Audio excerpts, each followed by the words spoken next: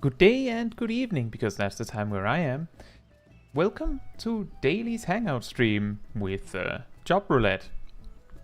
I hope you have all have a good evening. As usual with these streams, we're basically going through... Well, we're going through most of the daily roulettes. We're skipping main scenario and guild Hest and mentor roulette and frontline as usual. And when we've done the ones that we plan to do, we will do P12 and Thea. Basically, we're doing everything that someone who has to do their, weekly stuff might do, including dailies. And I will be using a random roulette to choose which jobs I'm playing. And last week, we didn't get through all of the jobs, so we're basically going to continue it. Now, some of you might remember that last week we had a roulette that wasn't very good. Like, I can't really put it any more bluntly than it wasn't very good. I tested it a little bit earlier today. I put the remaining 10 jobs, and incidentally it started on Gunbreaker, and slightly down was Astrologian. I spun it 10 times, and I think 6 or 7 of them was Gunbreaker, and the remaining was Astrologian. It actually only rolled those two. So, we're trying something different. Instead, I have Google's little random spinner here, which turns out to be a lot more actually random. Except when I'm demonstrating it to you, as you can see. At least you can see that it is actually spinning at different speeds, which helps. Now, you might be looking at the numbers and going, wait, well, then how do we know what job you're getting? And I have this. Ta-da! So I'll have to edit that as jobs are chosen, but yeah, there's the list. So that's what I'll be using to choose the jobs. So we'll roll a random number. We already have. It actually says Red Mage here, so maybe we'll just start with that. And then I will remove it from the list.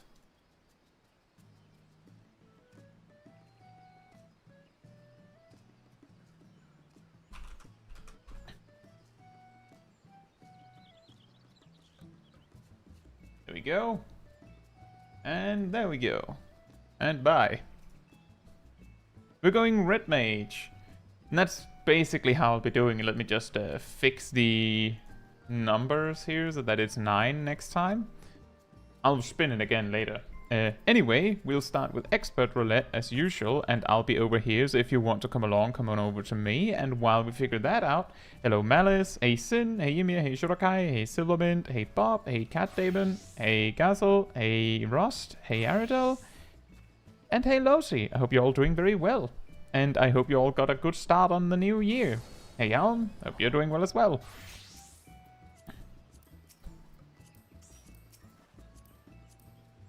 And hey Kwasari, hope you're doing well as well, lurking in the shadows. Yeah, we're basically just going through the roulettes, and I think we have 9 things. So there will be a job that might not get anything. Maybe I'll do something extra to make sure the final job gets to do something as well. That's unfortunately how it goes when there's 19 jobs.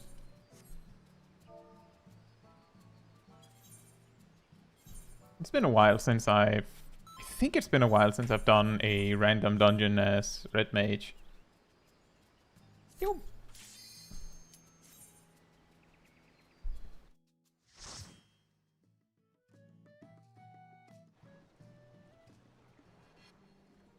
Well, it was a 50-50.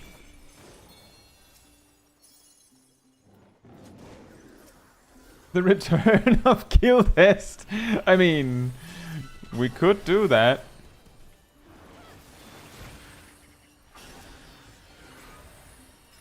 We absolutely could do that.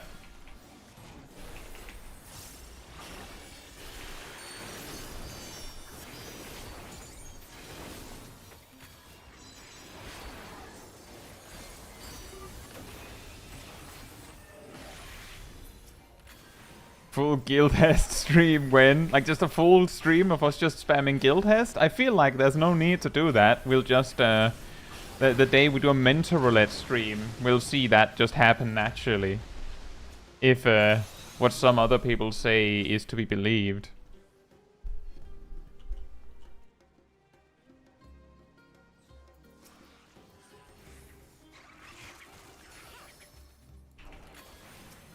That is that Mentor Roulette is mostly just Guild Hest, according to some people.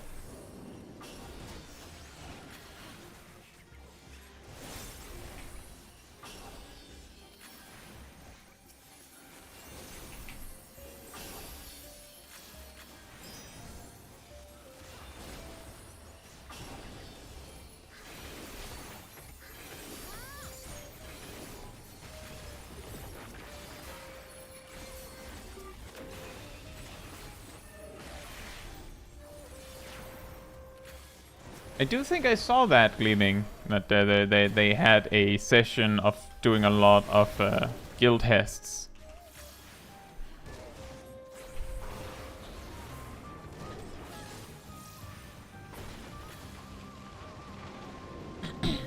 Hey Vane, hope you're doing well. I caught you on stream, but I always wanted to ask what your pronouns are. You can call me whatever you want. I'm technically a male person, but you can use whatever pronouns you want. I'm not too caught up on that.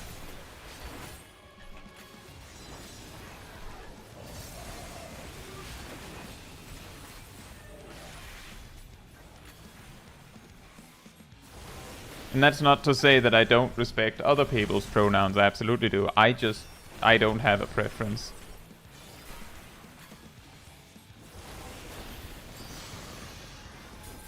Hey Vyak and 11, hope you're doing well.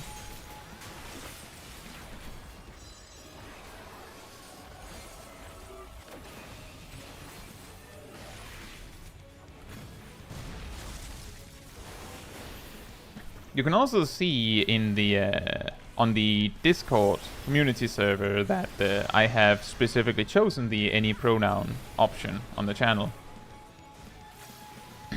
If you ever need a reminder, it will always be there.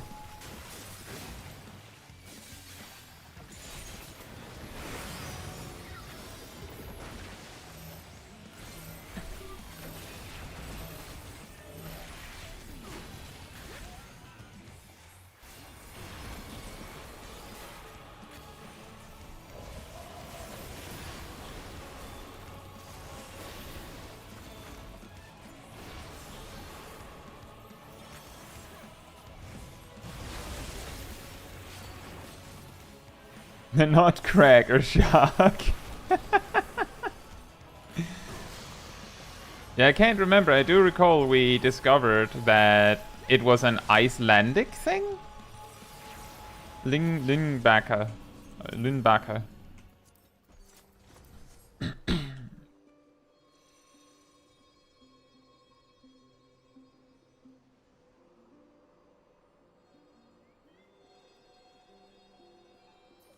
A high level mud puppy. Well, it's the mud puppy that went to the gym. It looks very muscly in a way.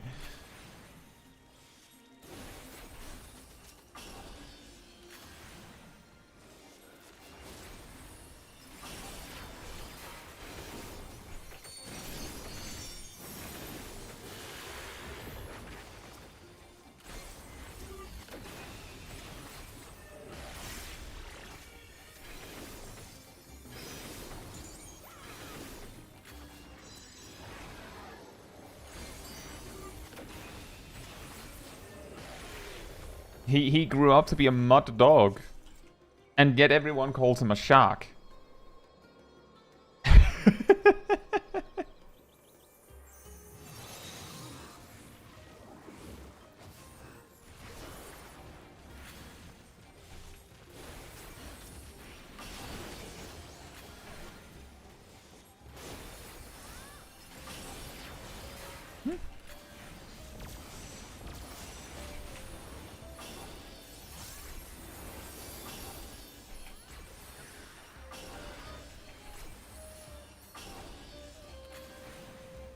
The Mud Dog workout. The Mud Dog gains.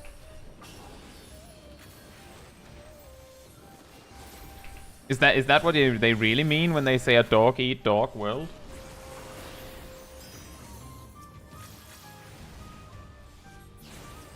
You get so many gains that you could eat a whole other mud puppy? What? I don't know.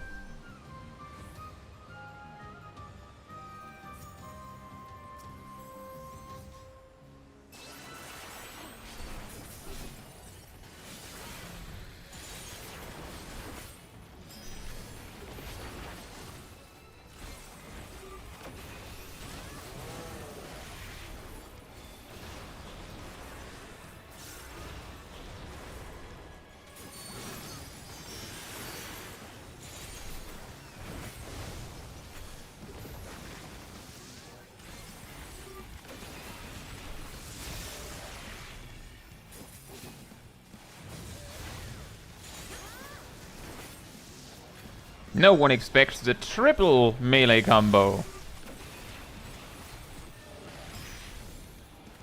Except when they do.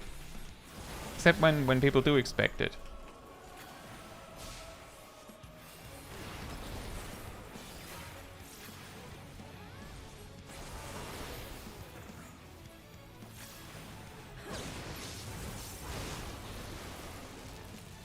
That was a good opportunity for melee combo, but I didn't want to jump right into the thick of it. It was the perfect time, and then not.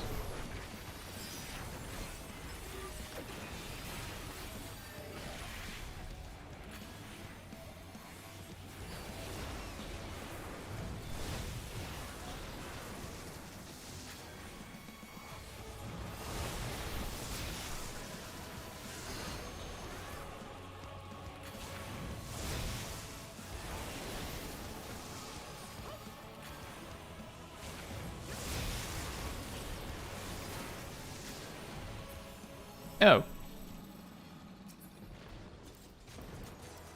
Yeah, just to reiterate, I don't know if it came off as dismissive, but I don't have any like particular pronoun preferences. But if you like, I am male, so you can use he if you would like. If you really want me to give you like to decide for you, but you can literally choose whatever you want.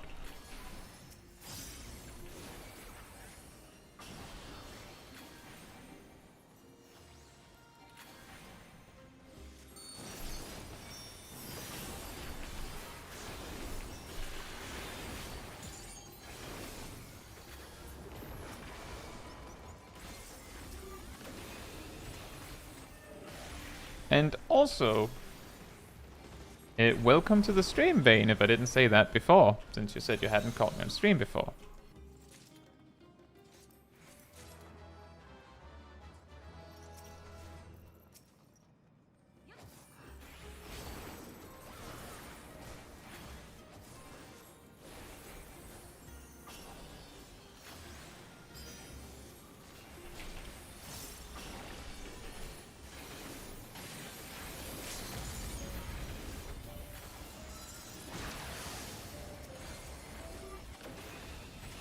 Oh yeah, the limit break. Imagine me remembering to use that.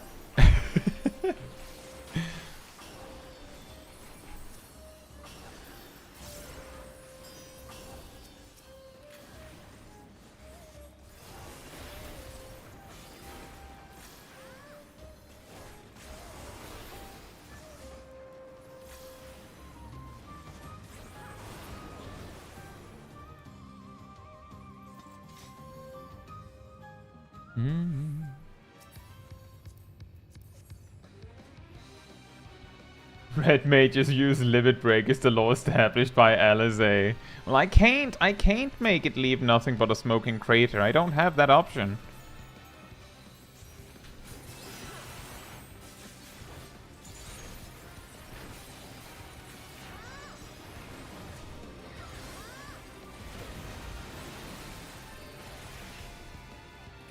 I simply don't have her reaction time on spending the limit break real fast.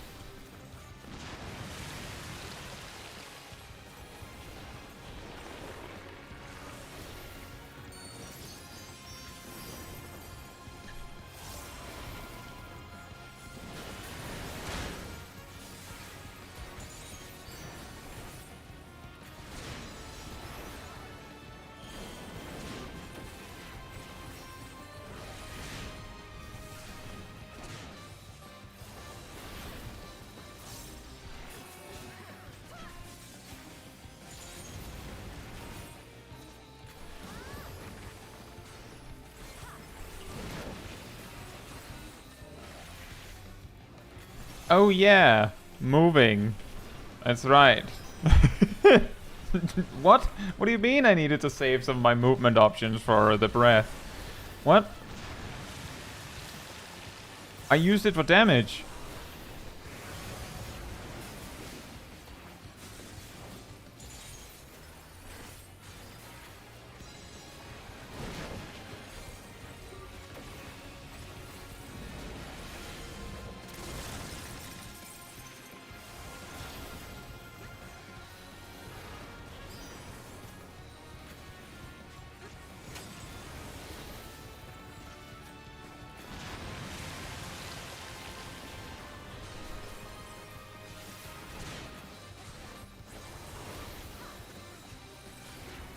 Oh boy. Why? Can I make it? Greed? A little bit of greed?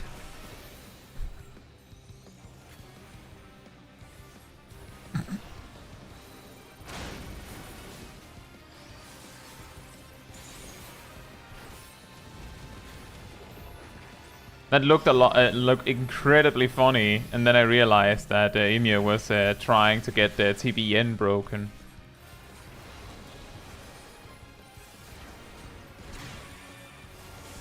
Because it looked like the classic, you get rescued to the safe spot, and then you just walk forward again anyway.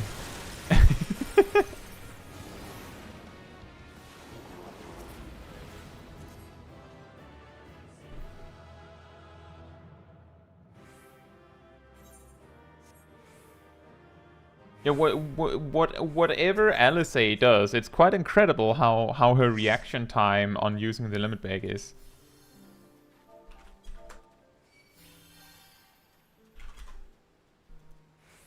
But yeah, that went well.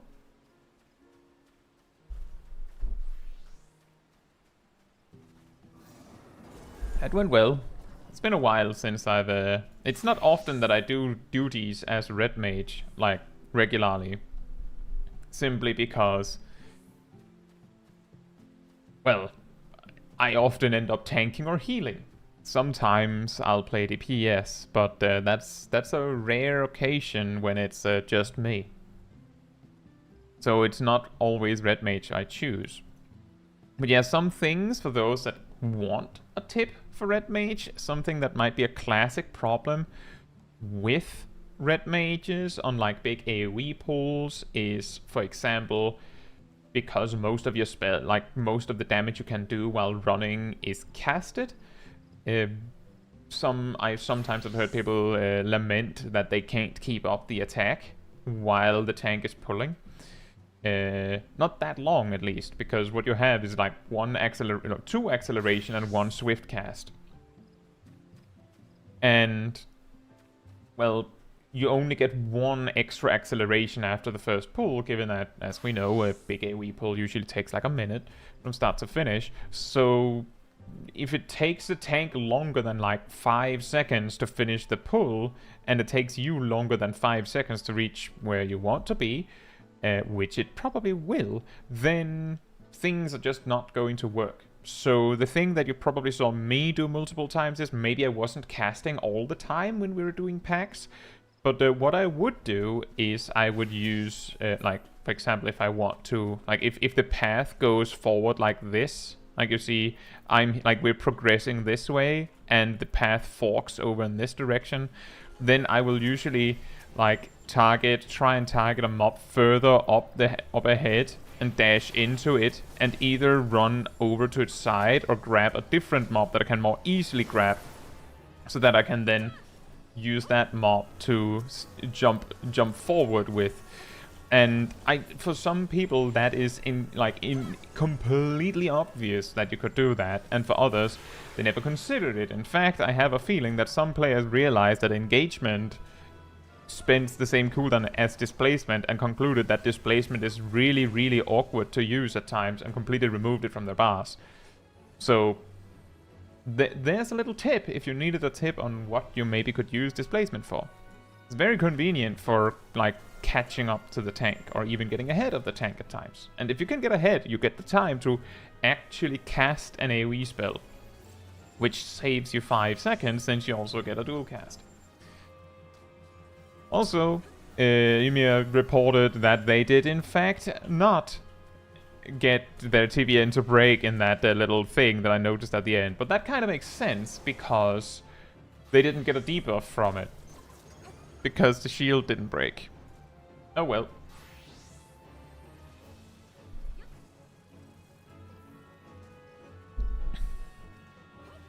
Gleaming says, I don't remove much from my bars because of the role quest where they made me use sleep. Oh yeah. Speaking of which, off the back of my video from last week about difficult MSQ duties, a lot of people reported that, or told me in the comments, that they found many of the Black Mage solo duties, like job quests, incredibly hard.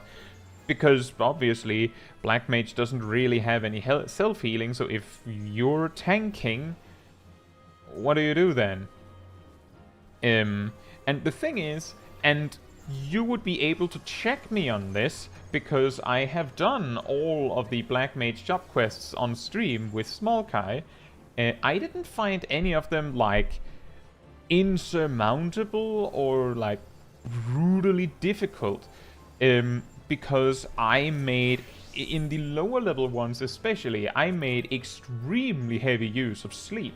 I just, well, there's a bunch of mobs here, thunder on you, you, and you, and then sleep the entire crowd. I'll kill this guy with my thundercloud procs, thank you very much.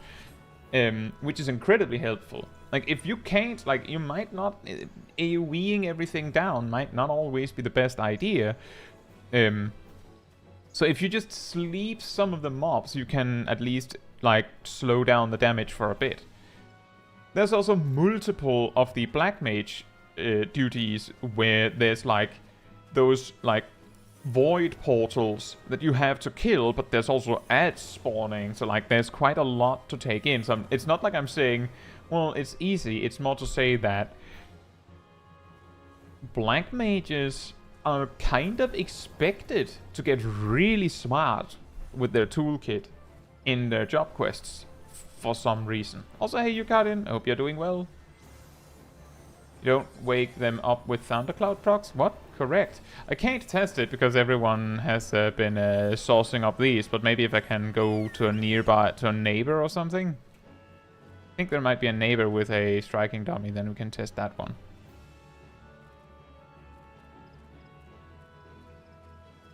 I don't know. I don't know how far I'll have to run to find one. I could also just literally go to like a max level zone real quick and demonstrate it. That's probably easier. I'll show you. I think I've also shown in my Black Mage in my Black Mage guides that it works like that.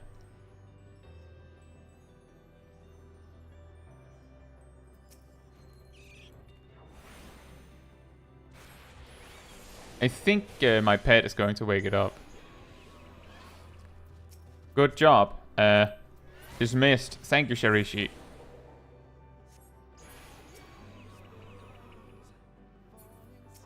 Damage tick. Sleep still up. Damage tick. Sleep still up. Oh, look, a thundercloud proc.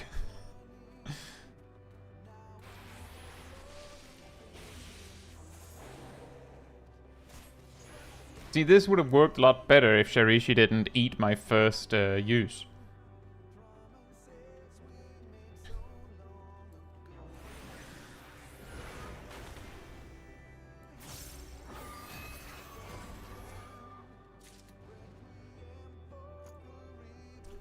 Yeah, it works like that. It's a little weird. It doesn't do anything for Summoner, because you don't really have any dots. And it doesn't do anything for Red Mage. The reason why it works is because what wakes the enemy up is getting a dot applied to them. The debuff application itself would wake them up. And the upfront damage of applying the debuff would also wake them up. But the reason why I know that the debuff application itself works, or rather wakes it up, is because Biolysis does no upfront damage.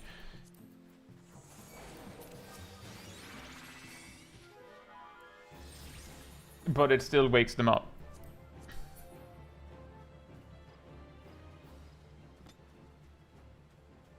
Gleaming says, under what circumstances should you cancel out of a cast, just generally speaking? Because I saw you cancel a 5-3 there. Generally, you shouldn't. If we're talking optimization here, you shouldn't start a cast that you don't plan to finish. But if you started casting something and conclude that that's actually a bad idea, then it's better to cancel it than stick to it if you believe that it's actually bad.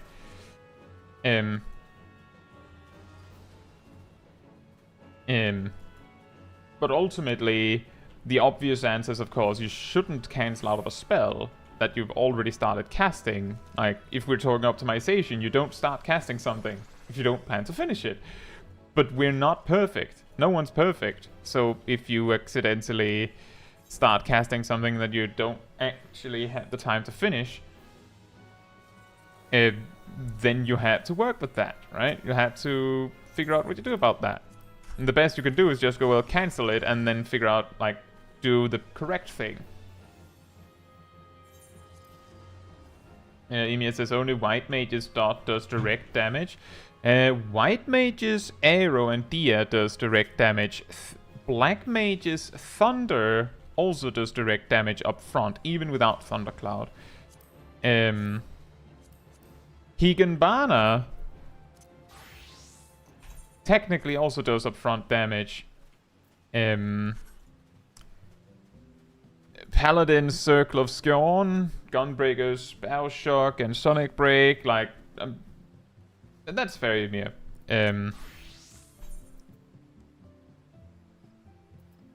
You might be right on that. I think you are right on that. That it's only White Mage that has actually a dot that does upfront damage.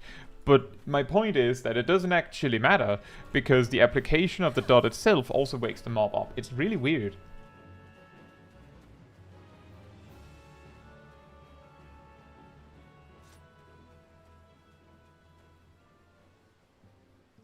But yeah, one thing you could do if you find any solo duty really hard to do is, if it's a job that doesn't have any self-healing, then as VX suggests, bring potions.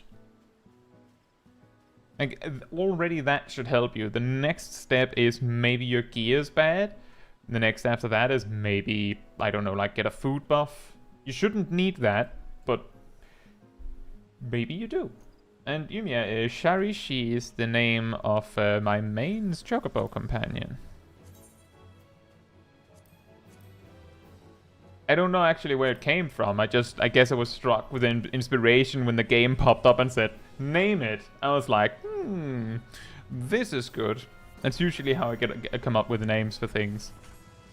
Just random sounds. Doesn't mean anything. I don't think it means anything.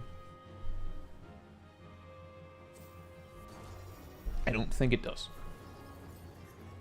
But yeah, if you're in a solo duty as Black Mage and you don't have anything else, then yeah, you are in the situation of use Mana Ward and pray, as Yukaden says.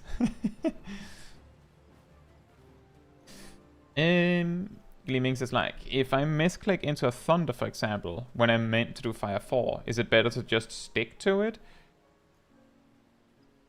Well, obviously, the clear answer to that is obviously, well, you shouldn't have accidentally clicked Thunder in the first place, but you know that. Obviously, you know that.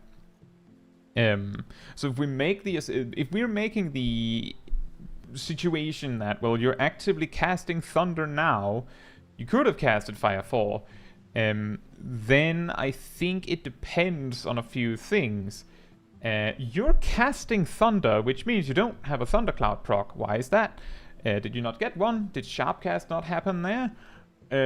Like, why do you not have a Thundercloud proc? And it is possible that the reason you don't have a Thundercloud proc is because Thunder isn't on the enemy at all.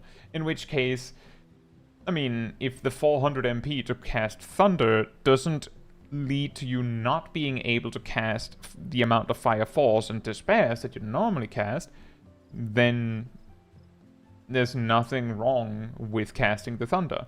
If you have the amount of Astral Fire time necessary to still cast your Fire Force and your Despair despite the Thunder's cast, then you can finish the Thunder cast. But if you if the Thunder debuff on your target still has like 15 seconds left and you're casting it without Thundercloud, then it starts to get a little, well, it's not that great anymore, right? It's suddenly not that amazing to cast it. But then again, if you had Sharpcast up, then maybe it's not so bad. The reason why it's complicated is because the example you're posing, Gleaming, is, let's assume I've made a mistake. How do I recover from that most elegantly? And mistakes are really hard to play around. Because you'd have to, know that you're making a mistake, to know what to do is best. What would be optimal in that specific situation requires a lot of information, like whether it's better to finish casting the Thunder or not. I think it's better to stick to what you ended up with and finish the cast. I would say that's probably best. But the most important thing is that whatever you decide to do next, you stick to that. Like, if you accidentally press Thunder and you're like, oh no, I should have been casting Firefall, and you cancel it, then you better use Firefall. Because you don't have time to repeatedly read it, do it over, right? Like, you have to stick to something. Ross says, how often should you update dots? Like, let them drop or update in the last 2 to 3 seconds in ideal conditions? You should ideally recast your dots when there is somewhere between 1 and 3 seconds left. Part of the reason for that is that there is a delay from you casting the spell to the dot actually appearing on your target. So to make sure that the dot never drops, you have to reapply it a little in advance. For 3 of the healers, I believe 1 to 3 seconds is fine, something like that. Like, I would say here, right? 2, 1, 30. It's a little awkward for Sage, because due to them having, they cast it their cast starts a second later than the other healers. So for that reason, you might sometimes get a little more awkward with the timing. But yeah, the key thing that you want to remember, Rust, is you want to make sure, optimally, that you're overriding as few ticks as possible while not letting the dot disappear. The reason for that is because the way that dots work in Final Fantasy XIV is that they tick every 3 seconds. Not like you cast it and then 3 seconds pass, dot tick, 3 seconds pass, dot tick. That's not how it works. The way it actually works is you apply the dot and then there is some other dot timer inherent to the specific target that you're fighting, where all of the dots on the target ticks as one. And that means that you apply your dot, whether it takes exactly on 30 seconds or 27.01 or whatever. It varies, but that's the reason why dots last a multiple of 3 seconds, because that means that there's a 100% chance that it'll take exactly 10 times. But for that reason, it also leads to this weird jank where, let's say that your dot ticks on, 27.01 seconds, right? Or even better, let's maybe easier. Let's say it takes on 28.5 seconds. Then it means that the last tick of your dot happens at 1.5 seconds. Which also means that if you don't reapply your dot for the first second after it drops, but you apply it immediately after that, you don't lose a tick, because the next tick of the dot would have happened at minus 1.5 seconds. So if you cast your dot so that it's back up on minus 1 second, then it will still tick. So you can quote-unquote optimize on this. There's just not really any reason to. You don't really gain anything from that, as you can see with most of the healers, for example. To game that system, you would have to cast an additional doses in the case of Sage, and then you would have to cast your dot, and you would probably skip a tick then after all. So because of the way that your GCD works, the only way to make that magic happen and game that system, you would have to lose GCDs, which is not beneficial, so it's not really worth it.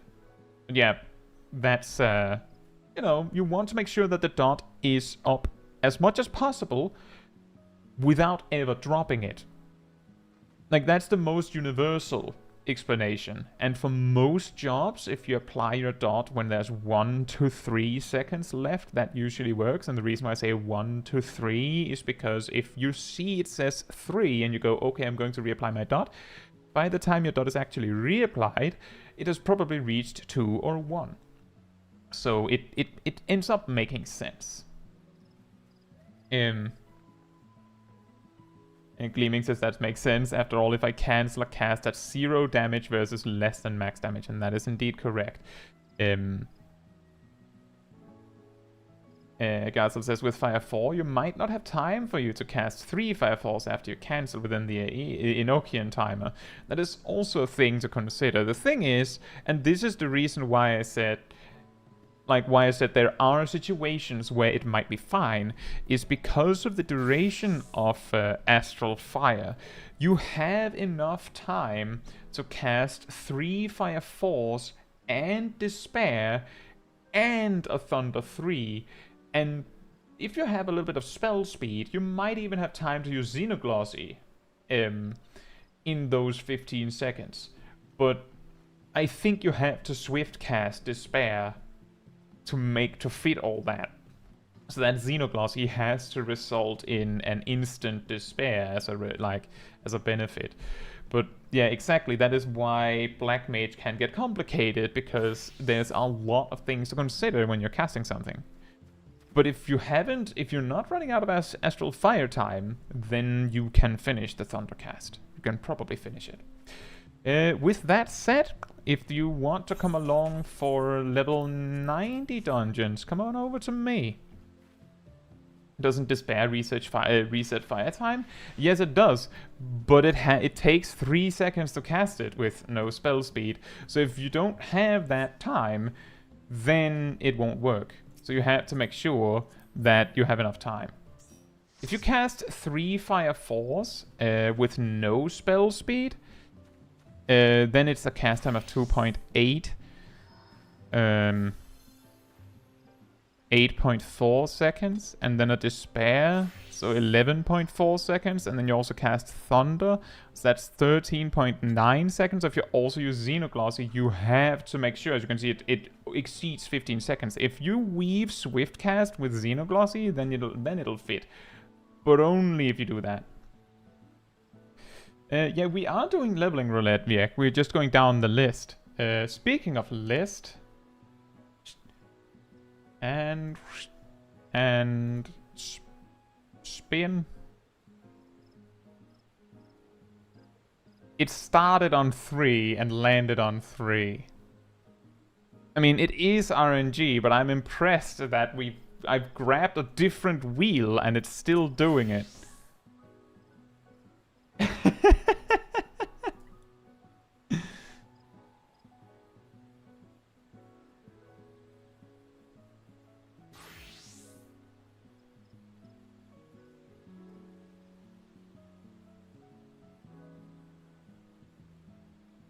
Very incredible. Right. And we have a tank. This is excellent.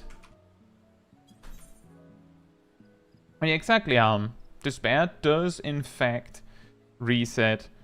It does reset your astral fire, but you have to make sure that Despair comes in during. And Shurakai, my house is at plot 36, ward 29 in Lavender Beds on Louis Soir Chaos. You're welcome to come by.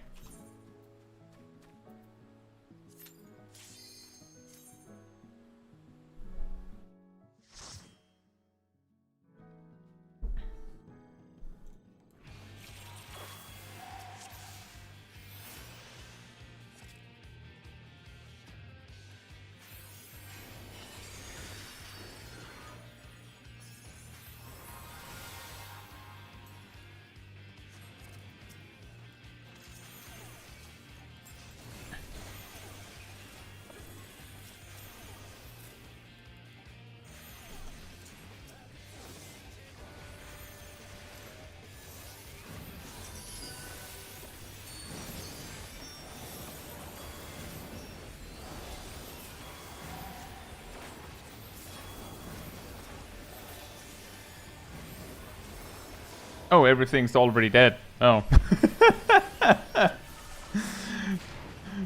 The sad earthly star.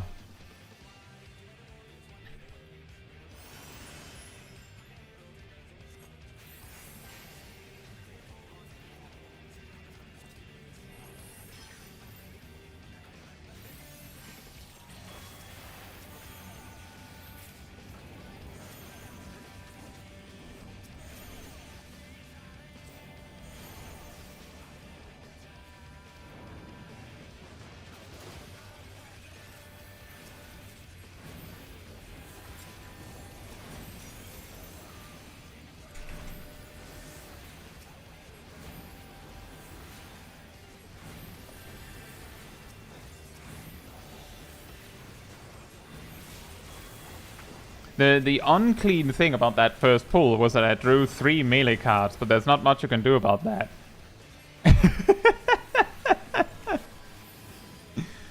And also that I didn't actually pop my Earthly Star manually. That would have made it a little less sad.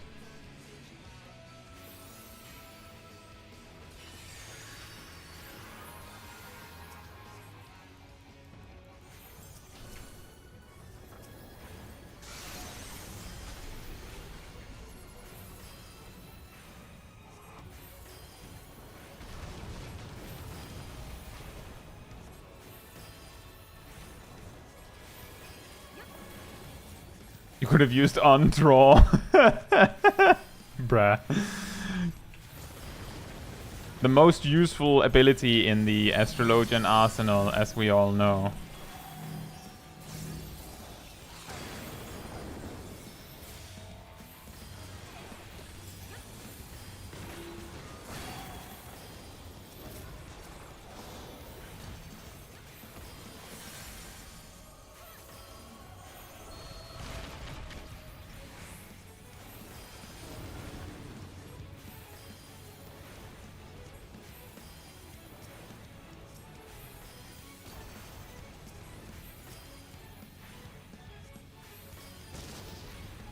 Boom.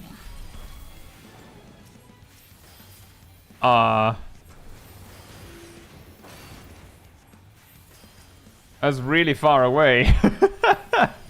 Oh yeah, the stack marker over there in Narnia.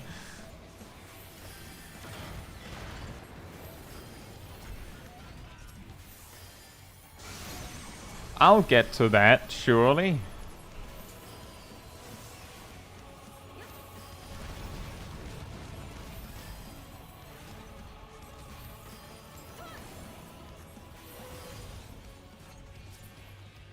Oh, right, the earthly star.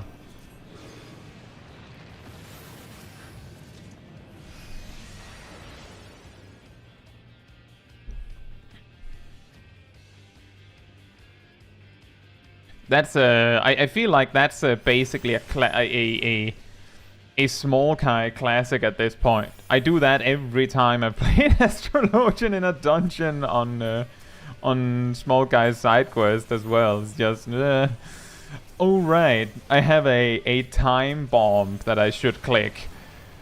Oh yeah, that's technically a thing I can do.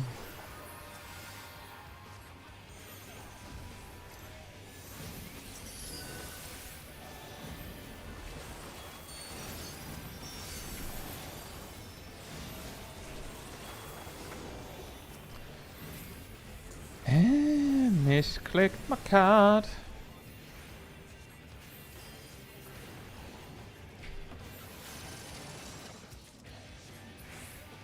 It's actually just fireworks. I just, every time we kill a pack, I just like, fireworks, we did it! That's actually what I'm using it for. What do you mean? What do you mean it has potency on it?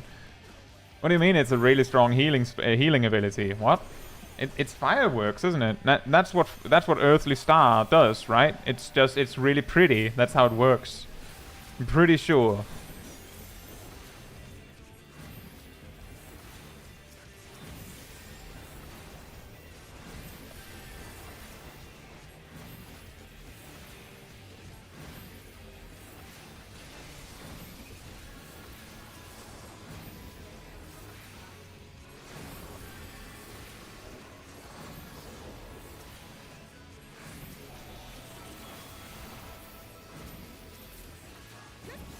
Exactly, it's post-New Year celebration. Just fireworks, blam!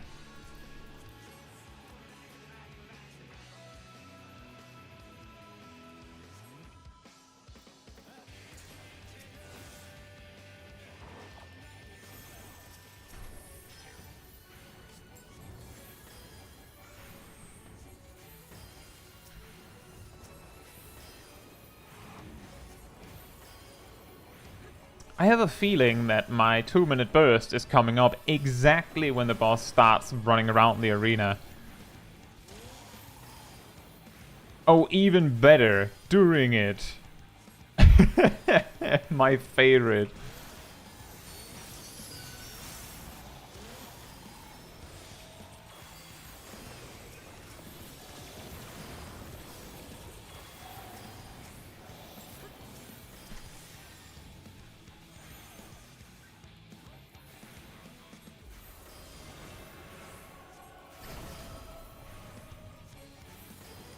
Can never quite remember whether it's the collective unconscious, whether the big AoE is just a heal or just a shield, just the damage reduction, and the truth is it's just the region. Oh, this is I mean, it works. I guess we could have switched places. That's on me.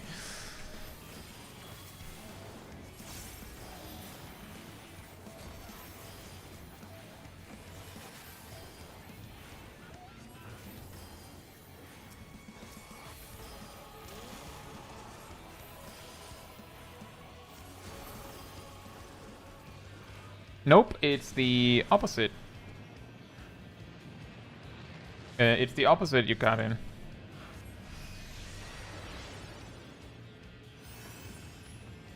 It's just the tooltip reads incredibly weird.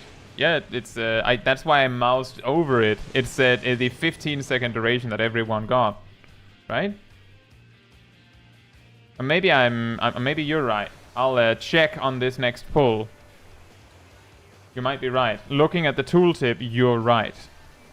Reading the tooltip, you're right. However, I do seem to recall there's something weird with the tooltip.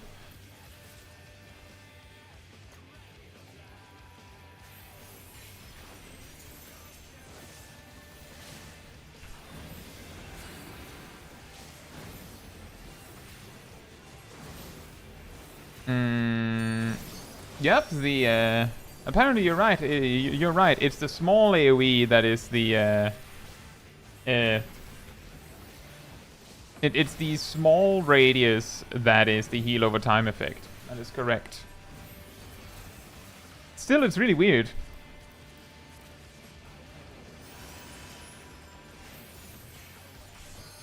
Hey, Anolana. Hope you're doing well. And I do want to say, in my defense, that the collective unconscious tooltip is really weird. Like, if you read it, you could absolutely glean or conclude that that both of the effects are the large radius. Hey, Tristan. Hope you're doing well.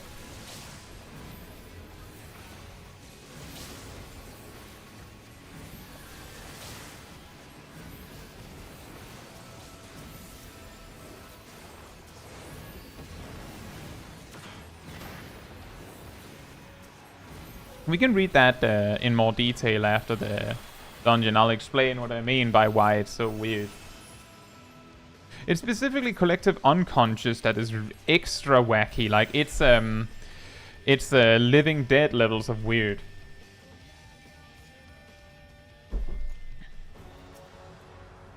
And it's just unnecessary ways it is weird as well, in my opinion. It's just weird. By the way, you can actually ignore the ads in this fight entirely. Because they just apply a vulnerability debuff. And do, like, irrelevant damage. As long as you don't get hit by their telegraph. But see, here, it's going to explode. You might be afraid, but you don't have to attack it. You don't have to do anything. Apparently we can almost kill it by incidental AoE while we're on the subject. That's really funny. You don't have to kill it. It'll die on its own, apparently.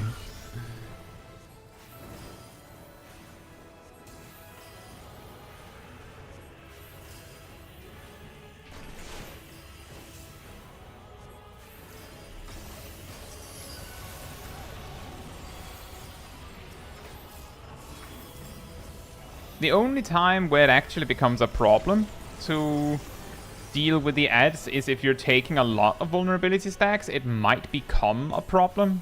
But if you're not, like, repeatedly getting hit by stuff, you will not accumulate enough stacks for it to matter. That's why you can ignore them. And the self-destructs themselves don't do anything. Like, they do... Like, technically they do damage. It's even sillier if your healer is a sage or a scholar, because if you barrier up, they do nothing. Not even a vulnerability stack. Is really funny.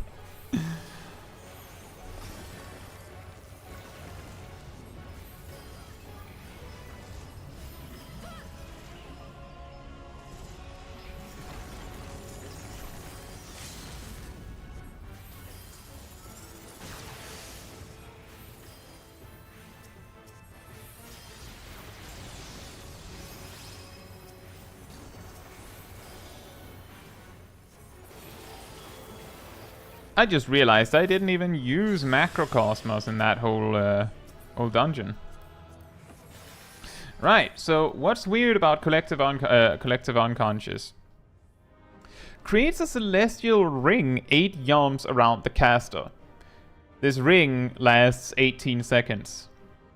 Additional effect. Now, usually this would be the additional effect of the predetermined or previously mentioned ring, but here's the thing. Effects in tooltips usually say their duration last. Usually, at least if it is something relating to the buff itself, to my understanding. As you can see here, for example, this one does cure, applies an effect, and that lasts 30 seconds. The charges have nothing to do with that effect, so obviously that's after. So that means that the additional effect has nothing to do with that celestial ring, which means that collective unconscious has an effect that it makes a ring of 8 yalms around the caster. This ring doesn't do anything. That's just one of its effects, is that it makes this ring. Then it reduces damage taken by 10% for self and nearby party members within 30 yalms. By the way, nearby? Oh, actually it says any party members within 30 yalms. And then applies Wheel of Fortune to self and any party members within 8 yalms. So it's kind of weird. But that does mean that the damage reduction itself is only the 30 yalms, and then the Wheel of Fortune is the 8 yalms. And the reason why the Celestial Ring does anything is because the Collective Unconscious has an effect of making a ring, and then it has an effect of applying a heal over time effect to within anyone that happens to be within 8 yalms, which coincidentally is the size of the ring. Like, it's actually 2 different effects according to the tooltip. And then the really weird part is because they're stating 2 things in one additional effect, the 5-second duration isn't, like, that could be both. The only reason why it isn't the heal over time effect is because it says right after that Wheel of Fortune's effect is a regen and has a cure potency and a duration. As I said, the way you read tooltips in Final Fantasy XIV is that the duration is like the period where they go, that's it, that's everything this thing does. Like, that's like, if you imagine it in like program where you have like curly braces or something to start and finish a function and stuff like that. The effect description itself is what, like, is the start of the bracket, or whatever you want to call it. And the duration, exactly, Anolana, the duration is the end bracket, to say, right? That was that next thing. And then the only reason why we know that both effects are reapplied is because it says effects with an S will be applied continuously to self and all party members standing within the Celestial Ring. So now we know that the Celestial Ring actually has an effect. And then it also says that the Collective Unconscious effect ends upon using another action or moving. The reason why Collective Unconscious is so incredibly weird is because I can't remember if it was 6.3 or 6.4, but there was this patch, it might even have been 6.2, where they just like made all like abilities with like a party-wide effect, or at least intended to be party-wide effect. They just get like that, that's 30 yalms, go ahead, like enjoy, you get 30 yalms, you get 30 yalms, and you get 30 yalms. It's like, that's the reason why Physis 2 is 30 yalms, but Physis 1 isn't, because I don't know, did they forget or something? That's the reason why Embolden is 30 yalms. And then on the list they just went, should we make Collective Unconscious big as well? Part of the reason why they make Collective Unconscious big like this is because it was the same patch that made a Sacred Soil 15 yalms. I'm just saying, those domes didn't used to be this big. They didn't used to be like this. So they just went, everyone gets that.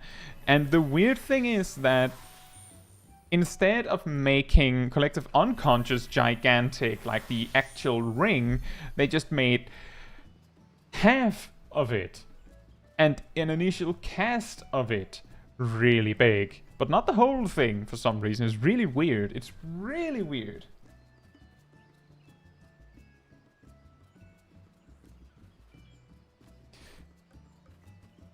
Like, but yeah, that's why Collective Unconscious is weird, is because it used to be the case that that both things were 8 yalms. For some reason they decided to make the damage reduction 30. Exactly, you got it. The average size on arena is around 1 earthly star, assuming it's a circle.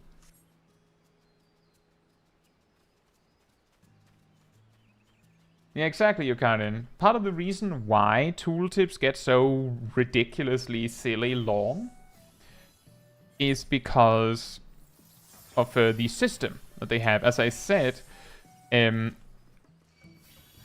with Living Dead, which we've talked about many times before, I guess, you can see how they use the duration as like a period or like an end statement or end bracket. See, it says grants Living Dead, explains what Living Dead does, and then says Living Dead duration. Then it says that it has an additional effect, which is of course the Walking Dead effect, and then explains what that is, and then it finishes by saying Walking Dead's duration. And then it goes on to explain an additional effect, but they don't actually denote it as an additional effect for some reason. And then they determine Undead Rebirth's duration. Again, denoting now we're done. Which these kinds of like systematic tooltips can sometimes get a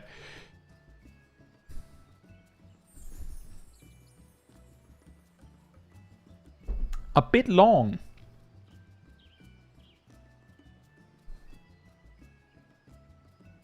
Just a bit. I believe we discovered that in the Japanese version of the game, or Japanese language tooltips, they actually have both of those effects in the same line. So it just says 350 potency and 1% on...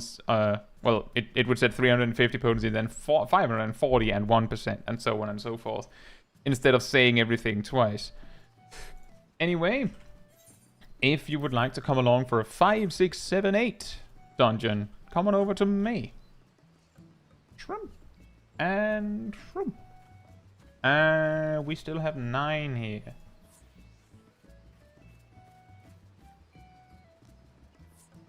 Seven. Samurai.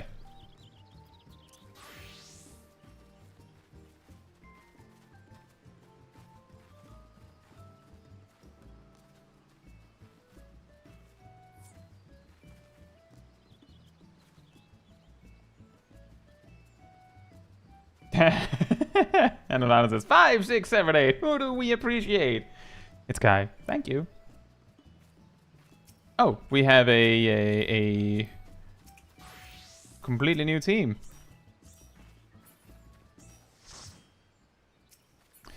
Right. Well, I'll be Samurai. So, does anyone else want to tank? Can anyone else tank? That works. It seems like Gazel is making a second team.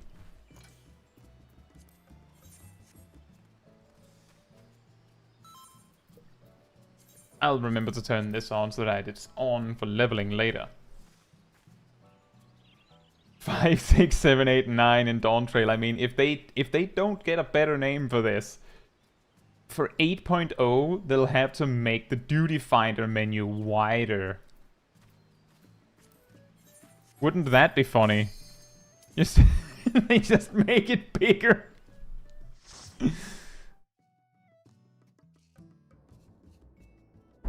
Post-game dungeons or something. Oh, Fractal Continuum. Did you know that warrior can solo this dungeon? Matthew says it was 6.4 that was the 30 yarn patch. Really? It feels like it's way longer ago.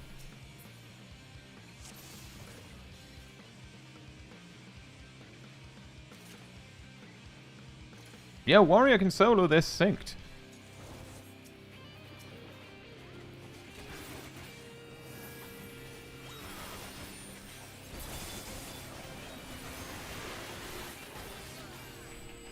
It just feels so much more recent. Let me just say it like that. Or, well, it feels like it's way longer ago, I should say. It feels like we've all... It feels like it's been like a year since they made it wider. May. Yeah, okay. Yeah, that I guess that makes kind of sense in a way.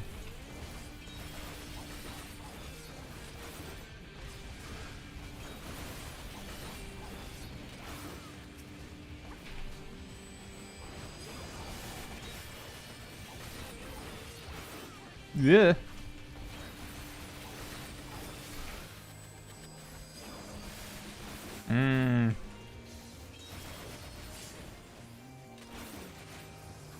The Samurai AoE always feels a little awkward with a single frontal cone.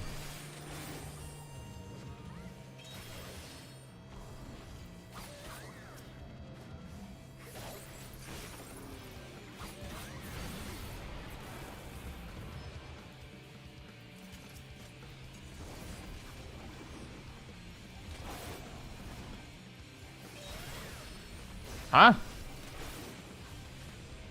Why did those two mobs just randomly come in like that?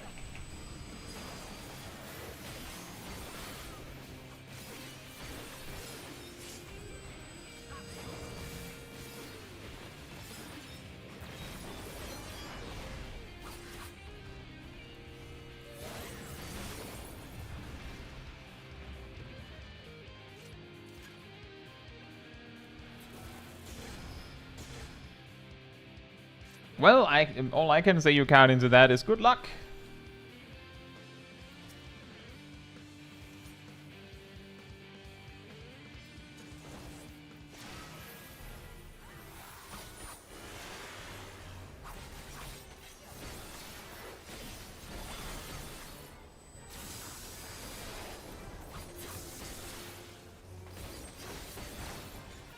Wait, why does that have a facing direction? It's a card. It's a giant tombstone. Are you serious? Oh, right, that stays around.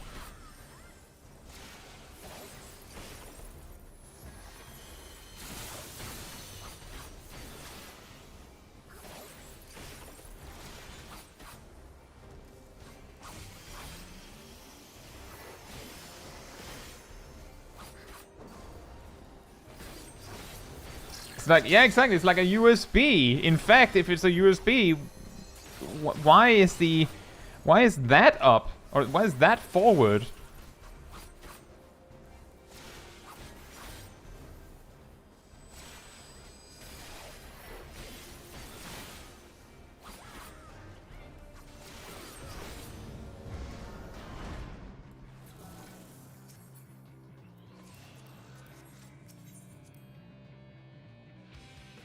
USB-A. In fact, I'm pretty sure that if it's a USB, then it should really like be one of those things where it just randomly flips which side is forward. Exactly, Rust. Like, who really knows which way is up?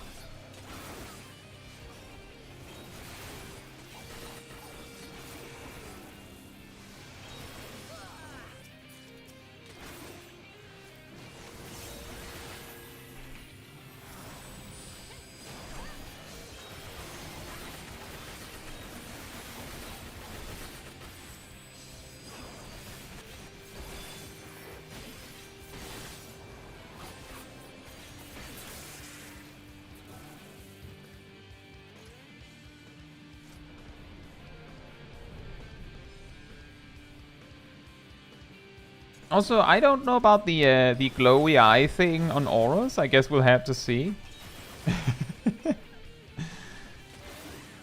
I'd be a little bit sad if they removed that, but it's not a deal breaker for me.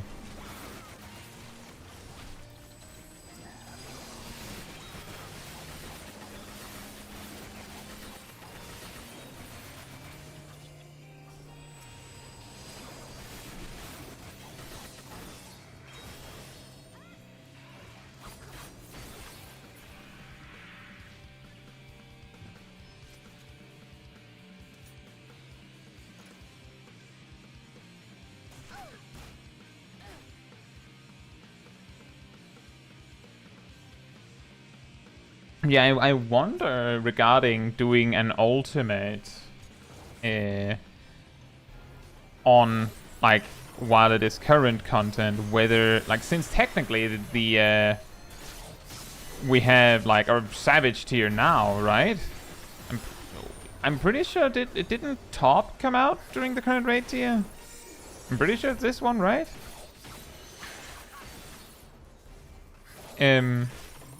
Like, it's still technically, like, current, you could say. But I wonder if it gets harder because, you know, probably no one, like very few people are doing it. Was it last? Oh, well then.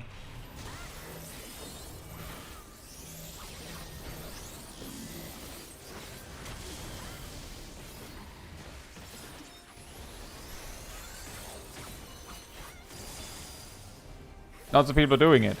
Oh, fair enough. Well, if it is the previous tier, then it's still not particularly significant for your Guardian, you could say.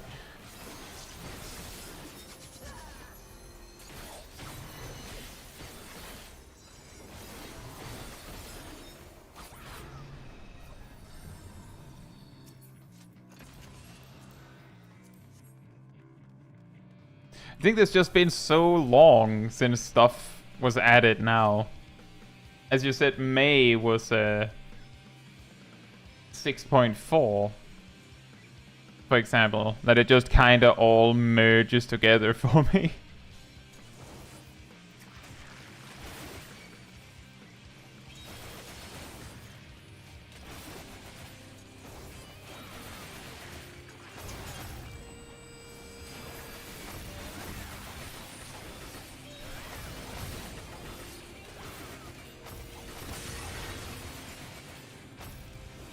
Well, he broke that glass really fast.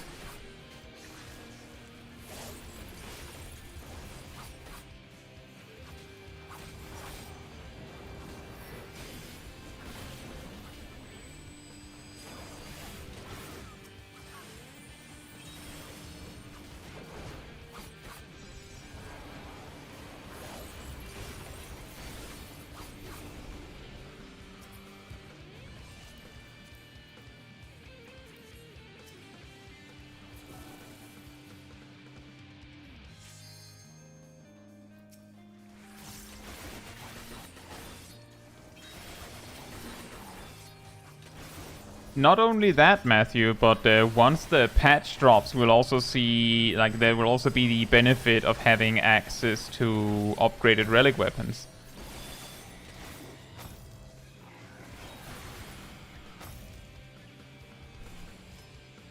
So there's going to be a lot of ways to, like, make it easier coming up really soon.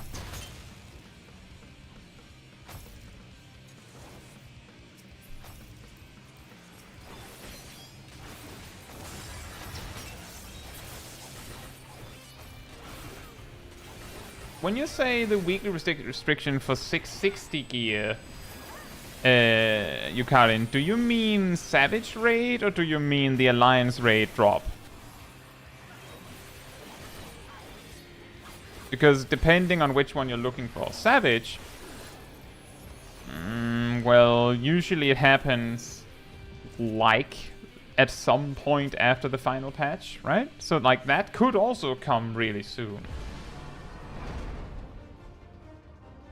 So that, like, it could be the same. We know that there's a patch coming mid-January. We know that. And I don't think we've been told that there's any more patches coming beyond that. So if it's coming, it would be there, or it would be some hotfix later down the line.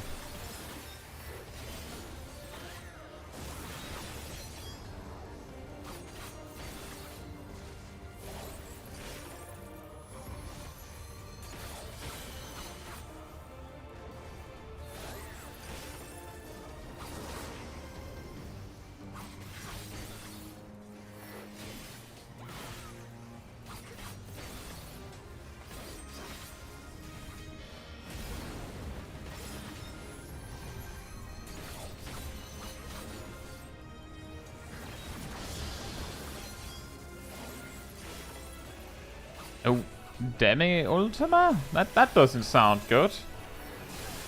Ow.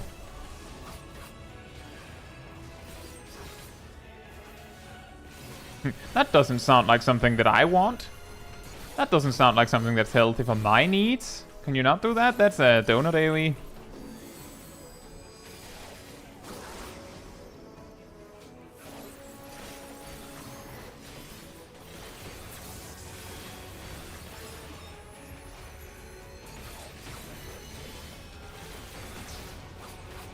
That did weirdly low amounts of damage.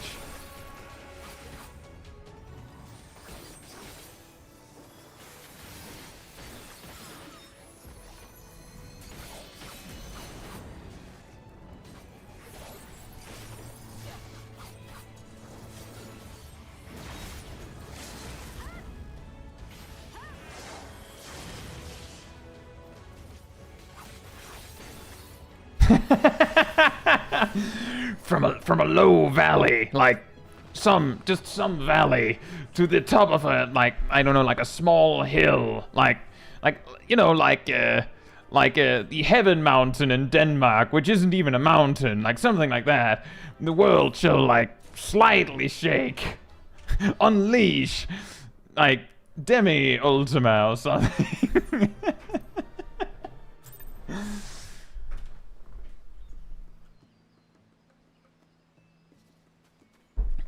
And then like a much tinier explosion happens, just like a small crater in the room.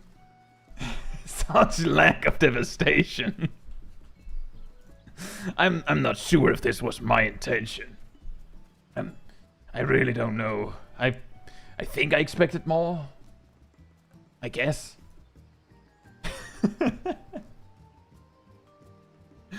I guess this was my intention. I guess. Right, so next we're doing leveling roulette, so come on over to May if you want to join for that. Shrimp. And shrimp. It still says 8, so down to 7. Spin it up again. 2. Scholar then. We can do same group. It doesn't look like there's anyone else clamoring for the spot, so it's totally fine, Rust.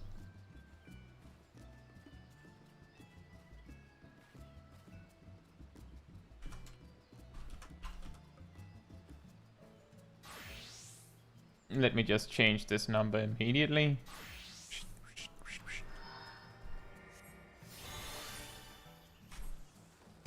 That's a really good one, Matthew.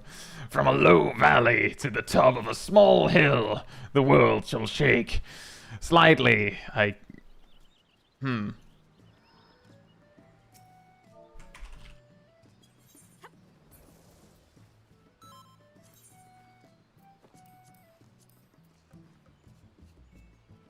Demi Ultima!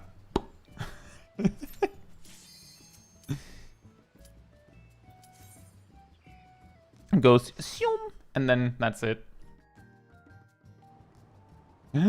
Siren Song C.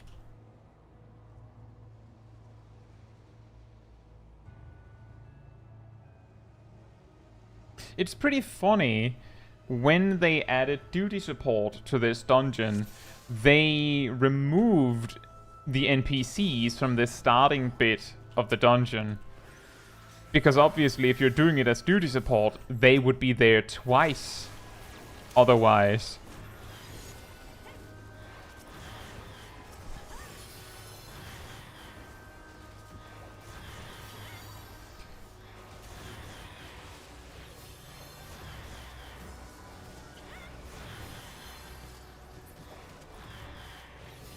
Matthew says P12 and Ultima does less damage before mitigation than Ultima in.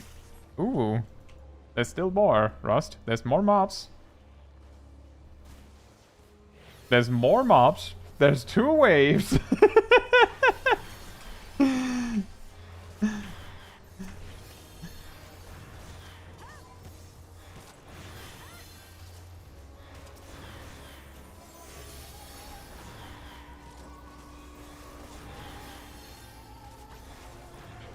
I mean, Viek, you can see that the NPCs are literally not here. Like, it got reworked to there no longer being NPCs in this particular dungeon.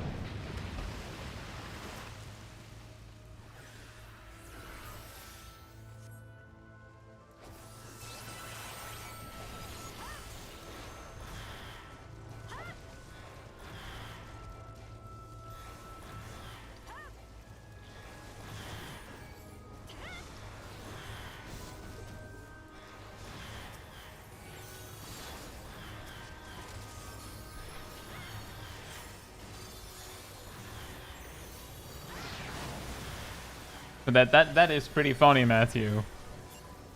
And Ooh is level 70, right? That's one of them from level 70, if I remember correctly. So like 20 levels later. That says a lot about the power of the power of attacks in ultimates.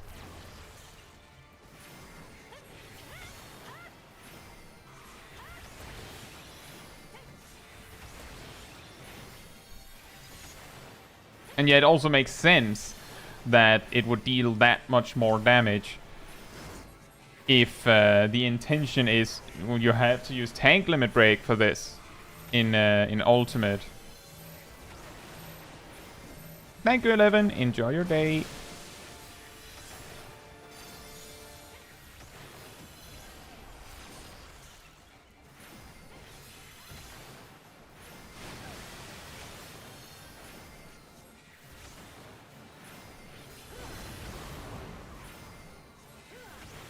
Amorphous applause. Clap. They could have used like the high five emote sound for that.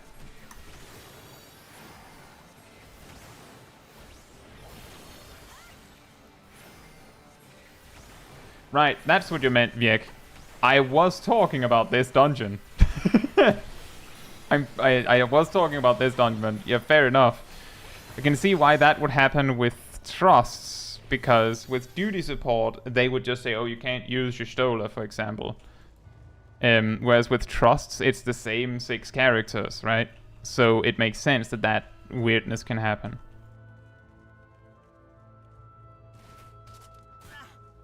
But I was specifically saying that when they, like, before duty support was enabled for Siren Song C specifically, there were a handful of NPCs on board helping you with the mobs.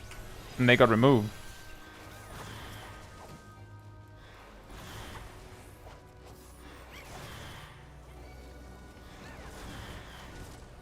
But that is pretty funny that that can happen in Tower of Zod.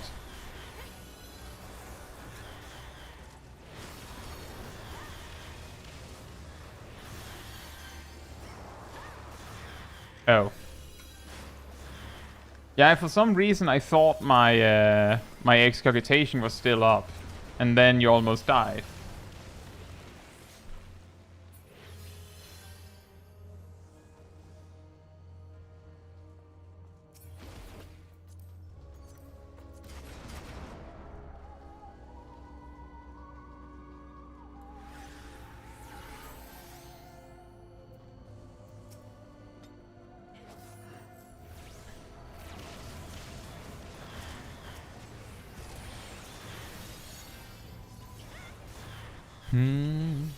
Hey, Space Queen, hope you're doing well. Not sure what you mean by the lease thing, though.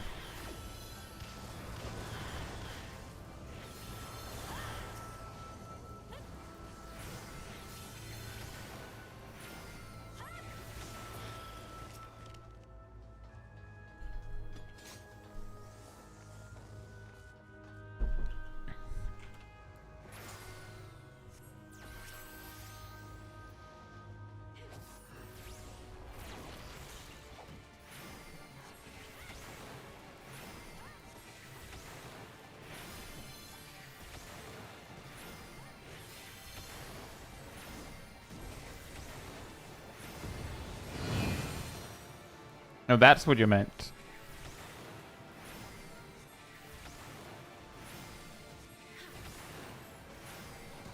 I suppose that makes sense. To have a lease show up as lease now that it's lease. Even though it's basically the same. In a way.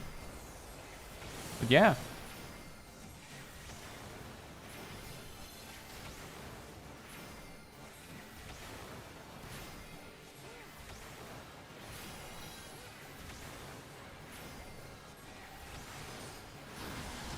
A new lease on life.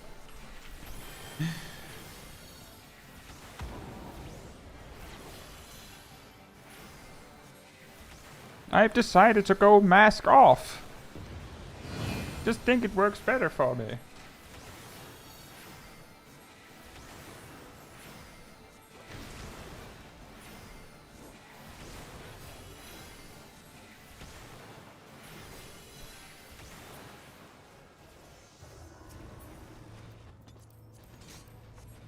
Her LB in that dungeon, by the way, is really strong. Apparently it does like 70% of the mob's HP. I don't know if that is really strong by LB3 standards, but it's really strong. It looks really strong, at least. Right? Relatively speaking, it looks quite impressive.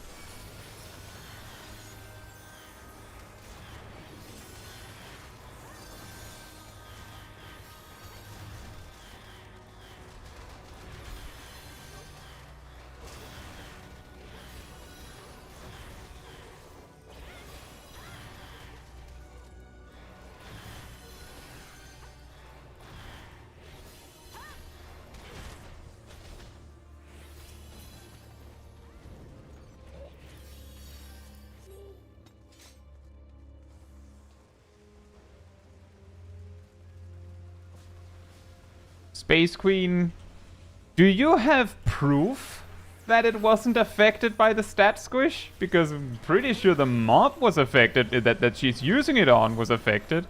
But before the stat squish, we still dealt with the mob in the same way.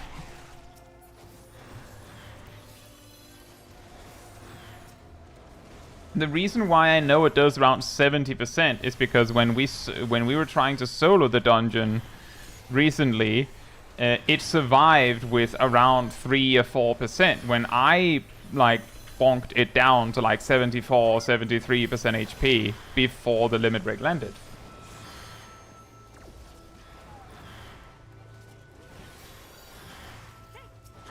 Well, you say it still says 340k. I'm not interested in what damage it does now. I'm interested in what damage it did then. Right? Like, if you're saying it still does the same damage as before the stat squish, what we need to know is how much damage it did before the stat squish. Not how much damage it does now. Well, that's more interesting once we know what it did before the stat squish, at least.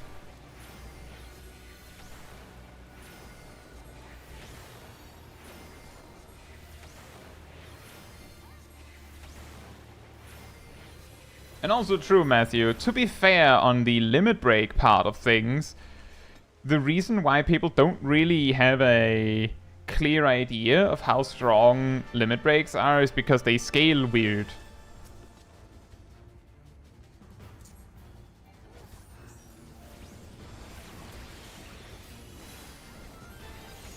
Yeah, generally that mob in Gimlet Dark doesn't live. Like, by the time that limit break comes out, the mob has like 20% HP left, I think. So it's usually a non-issue. Like, it's not even close. But if you're alone, then there is actually a real concern that it might live and finish the attack. Like, you can actually fail that. I don't know how much damage it does, but you can fail to make it. Because Lise can't solo that mob. Even though it might look like she's supposed to. Pretty funny. But you only will really notice that if you're alone or no one's attacking.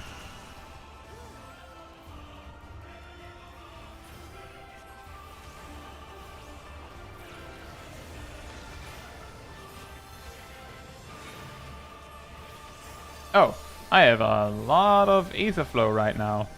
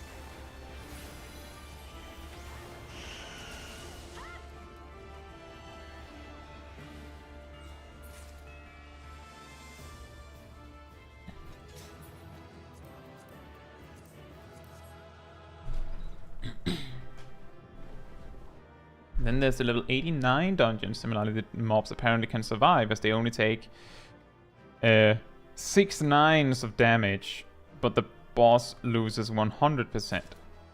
Which boss?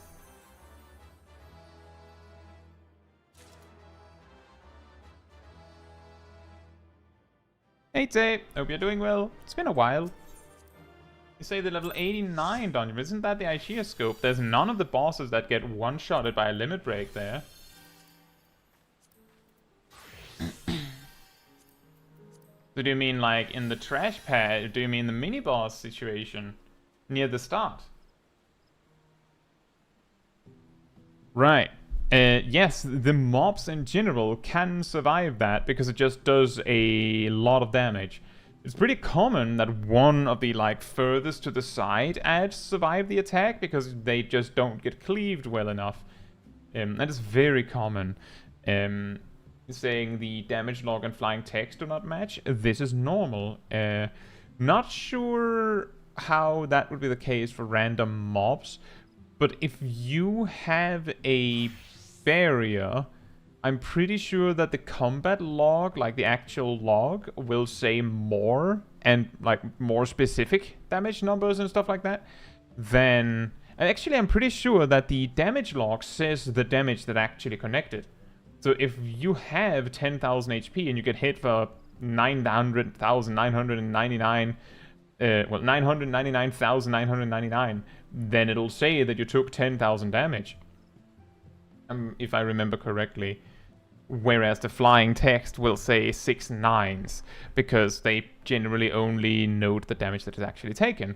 This has previously led people to believe that attacks don't do as much damage as they actually do, because things like Holmgang can trick you into believing that an attack does less damage than it actually does, because if you read the log, then it will sometimes say that yes, that tank buster did like 10 damage because you had 11 HP. But there's usually more to it. You can usually read deeper, but people usually don't check logs that deeply. And the reason I know this is because my first video on the subject of snapshotting, it was during the second raid tier of Endwalker, and there were some people claiming that, one, bosses are not affected by dot snapshotting, as in their dots do not snapshot, and they made this counterclaim with no evidence. And when I pointed that out, they pulled out like a random log of their own and went, you can see here that the damage varies as cooldowns drop and appear, and I'm like, yeah, that's because you have Holmgang up. You can see on this log here that when the cooldowns end, the damage is unchanged. And there was actually someone claiming that the dots from P6S work like black magic, as in what exactly determines how much damage it does is not unknowable. And I just grabbed a random log, and when you can see right here, and then I grabbed a random clip of someone doing the fight, and then you can see right here. It's really weird like that. Yeah, logs are strange.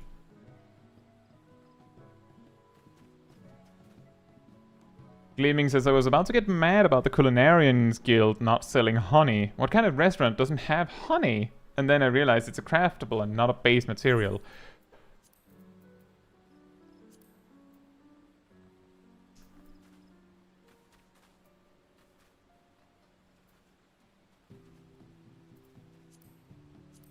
Have you always been able to buy table salt? Oh, wait a minute, it says restricted. Where can you buy table salt? In Final Fantasy XIV.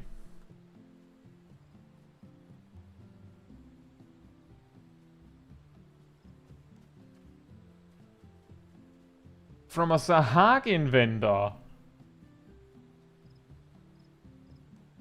Now, I just want to be perfectly clear, the reason why I'm stuck on table salt is because I remember when I was leveling my Culinarian ages ago that I found this incredibly infuriating. Like, extremely annoying. Because, there's a lot of things you need table salt for.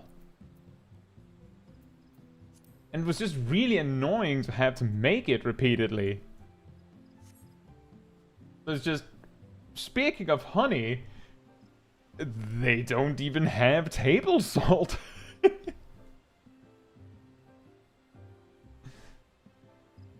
Oh, is that Sharakai? Also, hey Steve, hope you're doing well. Thea also says, got caught up into resistance relics. Oh boy, that can take a while these days.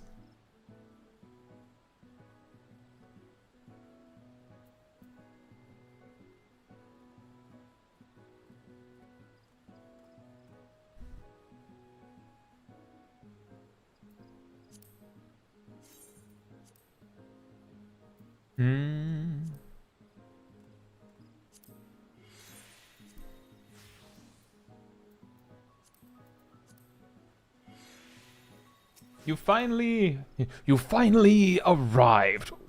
What on earth are you wearing? It's my boss killing outfit.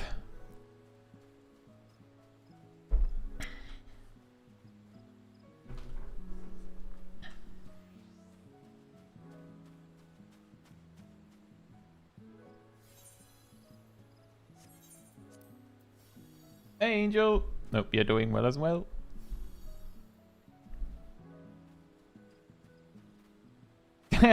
Gleaming says, in other crafting recipes, I got jump scared by needing rock salt. After I'd already turned it all into table salt. That is actually also really annoying, especially if you're like out in the middle of nowhere or something. Like you're doing your quest or something, like, oh yeah, can you make like some of these? I could. Could you have told me to bring this? I can't remember if there's any quests like that for Culinarian, but table salt I just found incredibly infuriating specifically. But it is pretty funny that they also, like, are you telling me they sell beehive chips?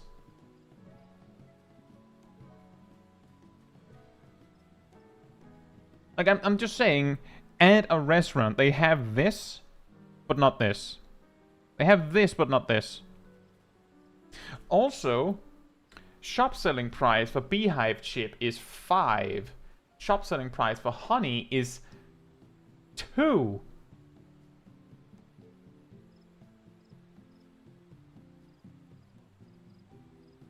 What?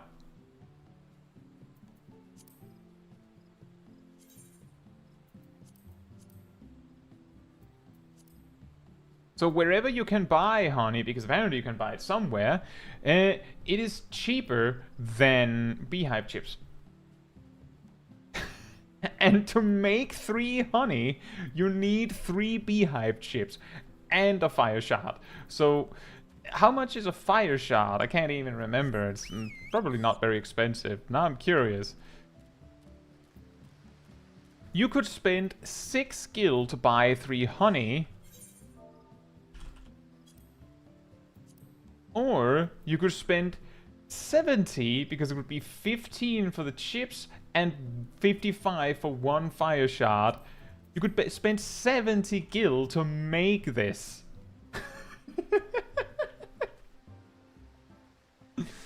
They can make the freshest honey possible. Oh yeah, that is true. For 6 gil, you can't get high quality honey, I guess.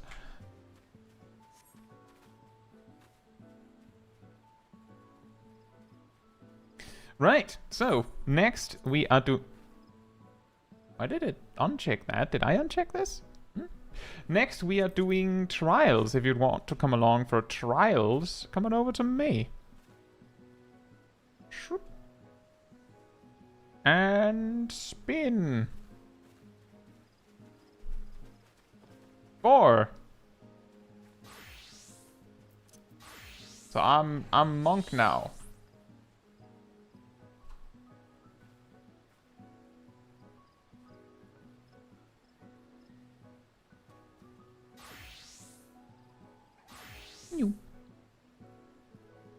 It's punching time.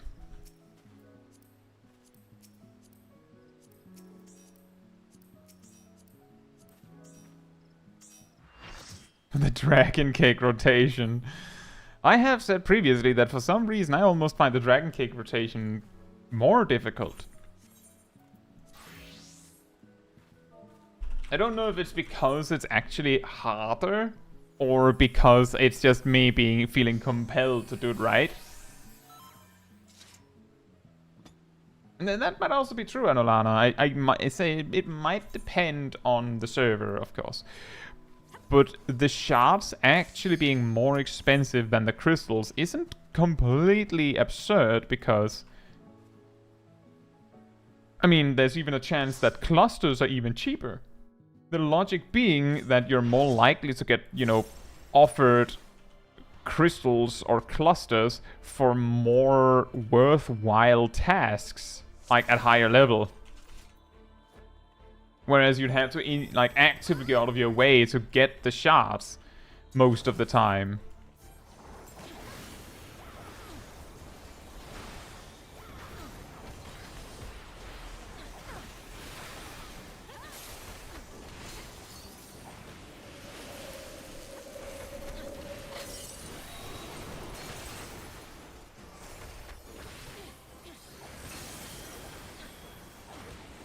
I really had a little bit of a confused moment there because I'm like, wait, I can't masterful blitz. Where's my masterful blitz?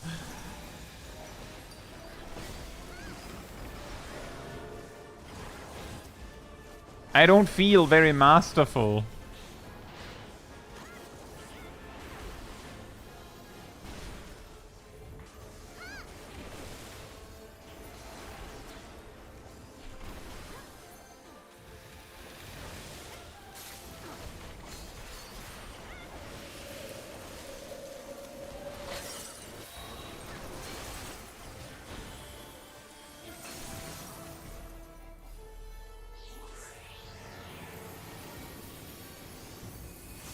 Well, that makes sense, Angel. That because the clusters are used for more things, they would need, like they would be used more. But still, 70 to 80 gil each is not a lot for an item that you would, you know, where the low-level variant of the same item is 55.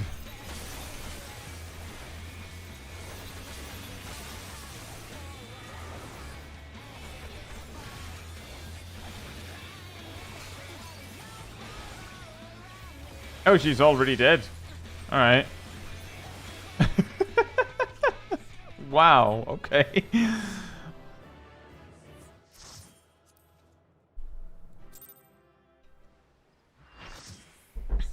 He's already dead.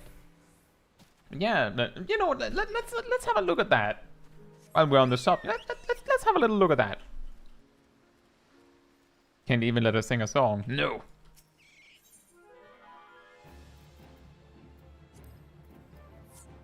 We say fire shards 55, fire crystals 37, fire clusters also 37 apparently. Weird. There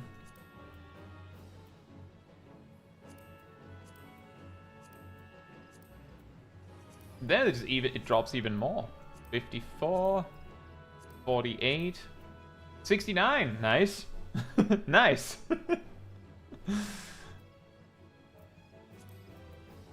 57, 53,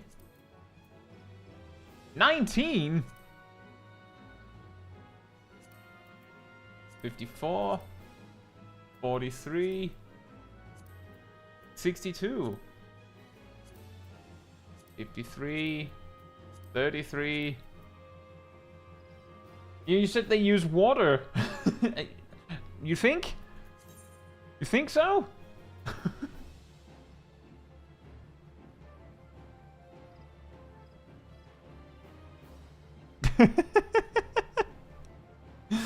What is happening? 400.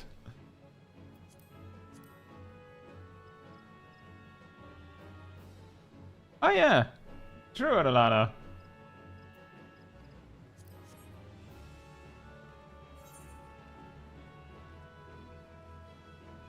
Yeah, it makes basically what I'm saying is it makes sense that the higher level materials that are like something that people just, you know, farm passively to some degree, that they would be cheaper than the low level variants that people would have to go out of their way to farm. I can't remember, I think it's like Dimithrite or something like that, which you farm here, which is really annoying to get, and I don't think you can get it anywhere else. And like, I'm pretty sure you have to go and grind it, so they tend to not be as cheap as other materials that you could just easily go and farm because they're out of the way and inconvenient, right? It's pretty funny how that works with markets.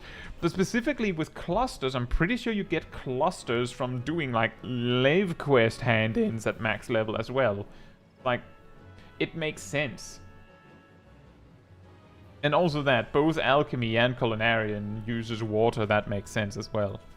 Right, next we do Alliance Rate Roulette. If you want to come along for that, you come on over here. You just stay in the group if you don't want to come on over to me.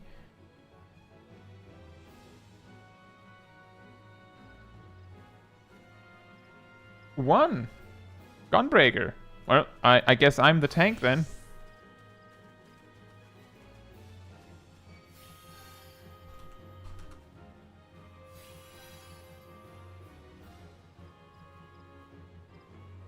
You know, that's pretty lucky that I didn't roll a number I already had because I forgot to reduce this.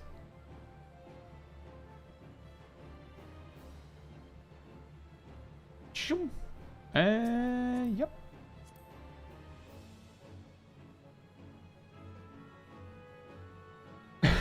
Cat Damon says, I'll be Peloton. Ah, yes, Peloton main.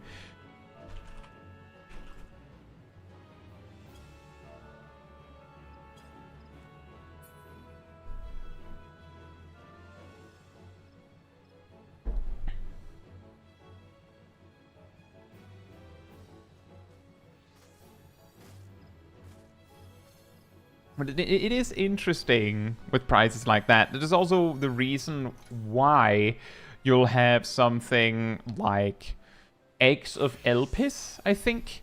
They sell for like 30 gil or less, typically.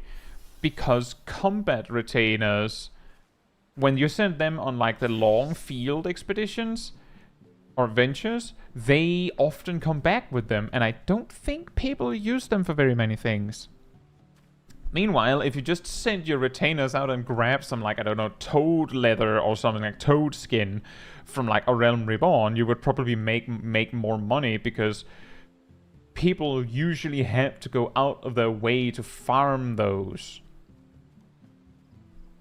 Spawning S ranks. Well, I guess you don't need that many eggs because there's a lot of eggs on the market. Enjoy your food, Helm.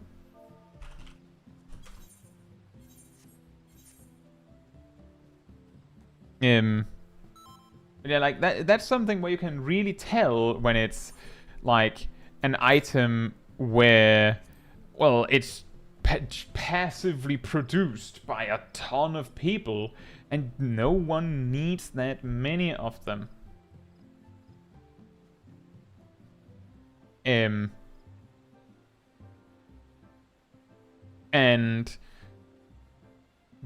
because of that, the price drops because, you know, supply and demand. Space Queen says, so lease hit for 290k with Final Heaven.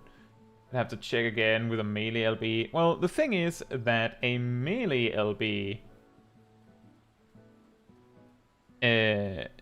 you wouldn't be able to know exactly how much that deals because limit breaks scale with the average damage of every person in your party's weapon. I don't know if that means that it does less damage if you're alone.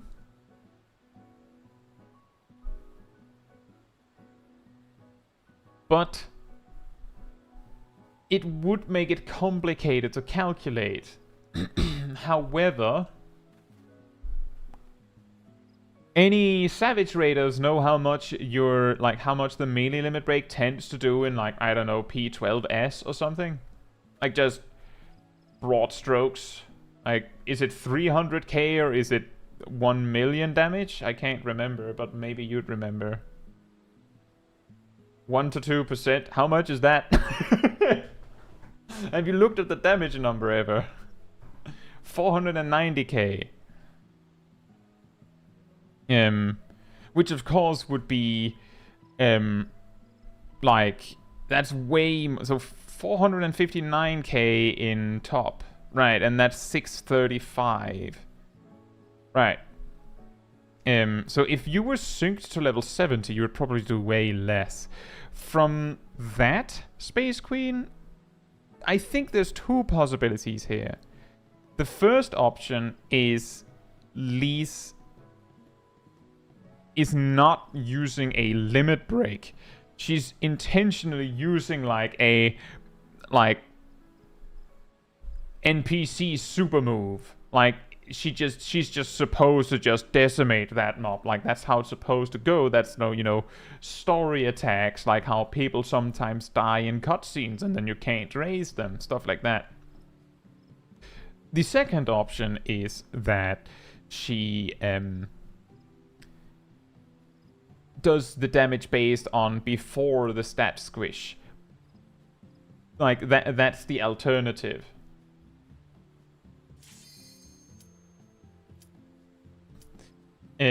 But the only way for us to verify is if she's doing the same damage, like approximately 290k in like, if you could find Stormblood or Shadowbringers footage of Gimlet Dark, and you could determine how much the attack deals, like in the floating text, like that would be acceptable to me, and it still says around 290,000.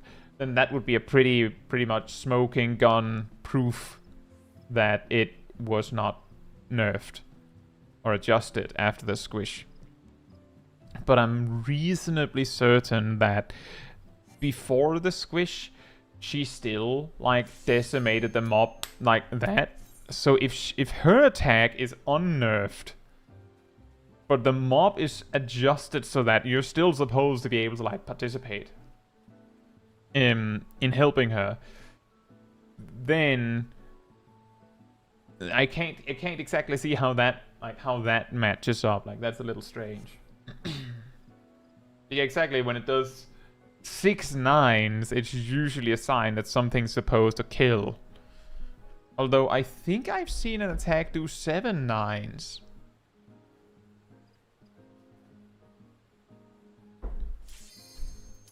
I'm pretty sure I've seen that. 544k for a 665 weapon. Scales pretty quickly.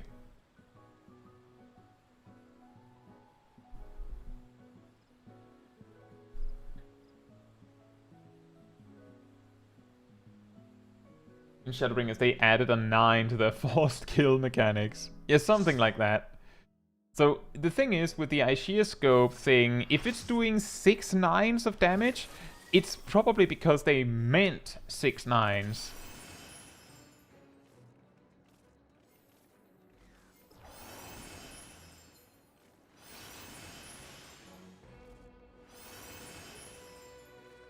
Oh, you found footage of it, Space Queen?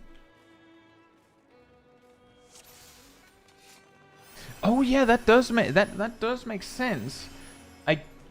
Was it Yogiri that did the limit break before the duty support changes?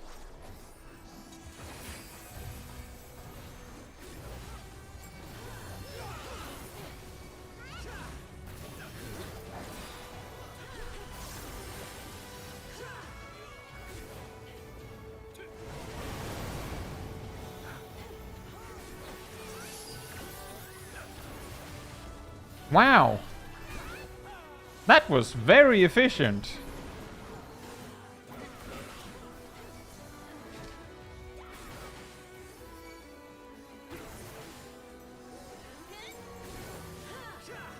You get either? Is it not consistent? I thought it was always the same one.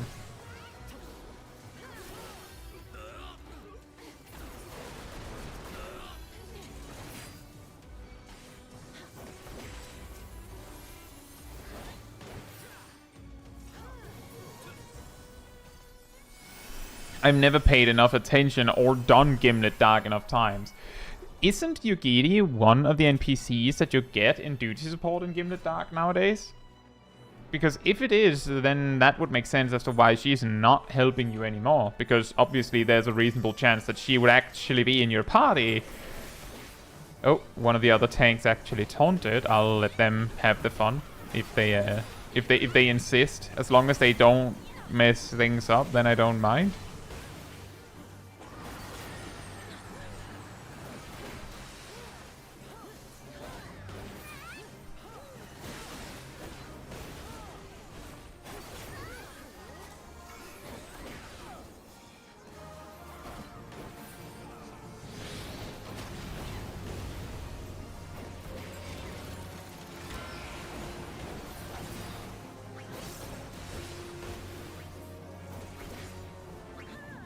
Ian and Alice as DPS. Okay, so no Yugiri.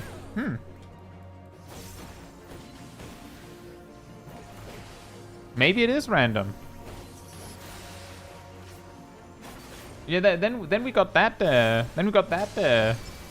Oh, I looked at the boss at just the wrong time, but somehow I managed to make it work. Somehow I didn't get punished.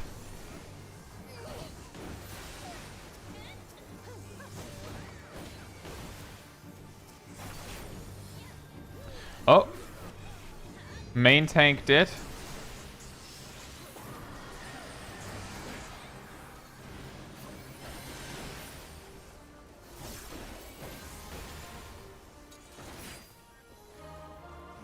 And all the healers in A are also dead.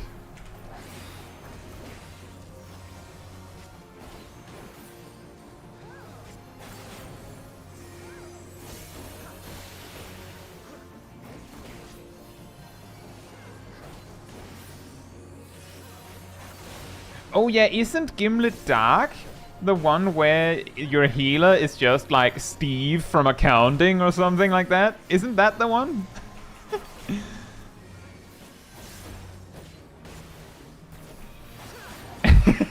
It just, yeah, you have Hien, Yugiri, Alice, and some shaman guy.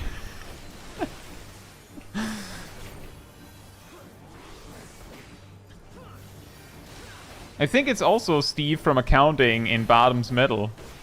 It's just really funny that it's just, yeah, there is no healer. But we don't. I don't know what to tell you. There is no healer. You just have to deal. We don't have a healer in the lineup, which is quite shocking given like how Alphino and Ishtola and Rianje has always been there as options.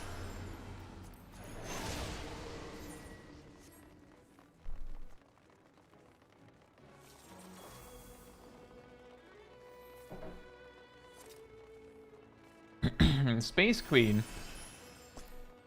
Duty support is, you click duty and then it says right there, duty support. If you walk up to a dungeon and right click, and I'm also pretty sure it asks you if you want to use duty support. Like if you actually go to the duty destination itself. Wasn't Alphino unconscious there? I think... Oh yeah, that is true. That is after the burn.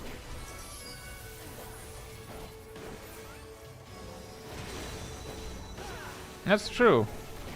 And it's like, if I remember correctly, it's like Alice is like, don't you also leave me like to the player character. And then stuff happens.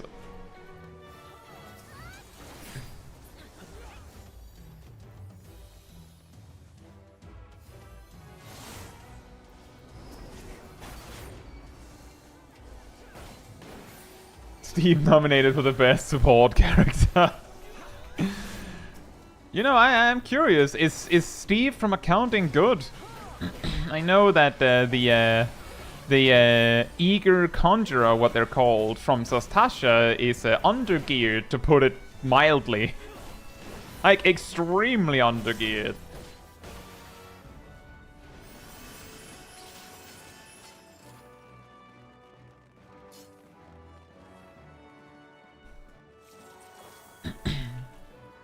And I base that undergeared statement on the fact that a player character casting Cure 1 in Zastasha heals for over 200 if you're synced down. Eager Conjurer heals for about 100. Eager Conjurer does attack, but only if there's no healing needed, which is not often.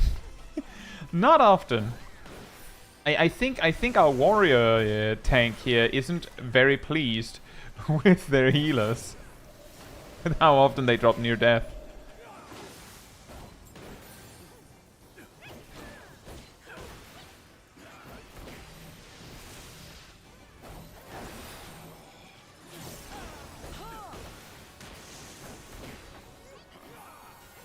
Indeed, back in the day, I don't think we really had a tank in the classic lineup.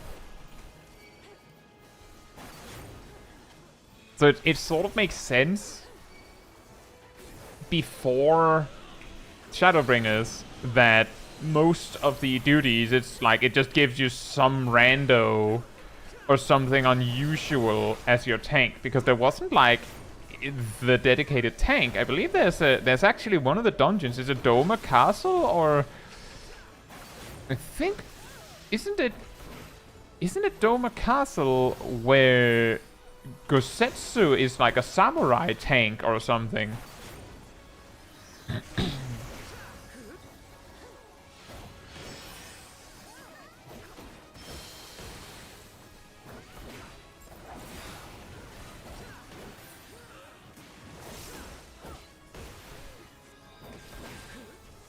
It's also pretty funny, some of you might remember that in A Realm Reborn, there is like late in A Realm Reborn, there is this quest, this MSQ quest, where Thancred and Yugiri get really fancy with their rogue movements and ninja movements, and it looks very anime.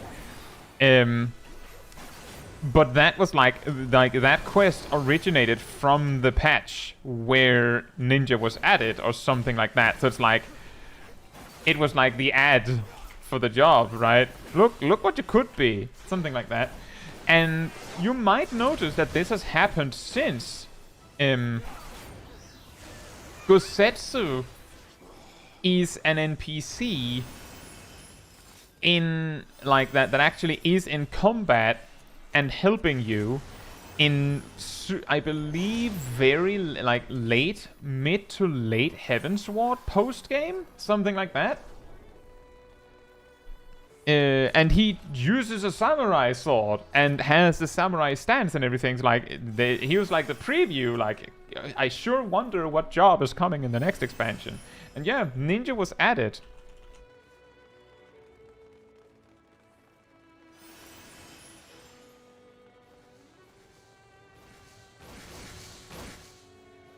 Hey Watch Owl and hey 7up Cranberry, hope you're both doing well.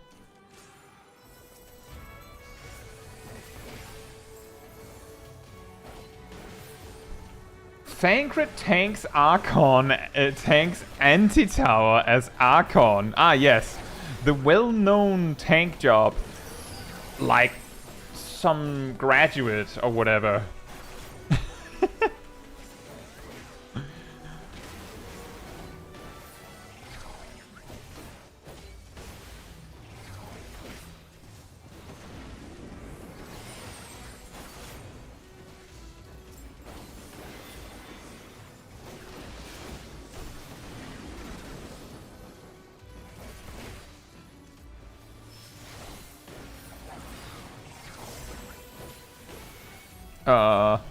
Oh, nice.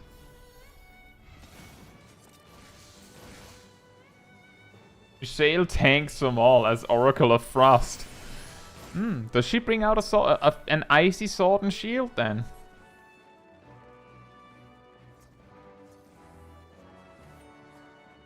Oh yeah, that's also true, Watch Owl.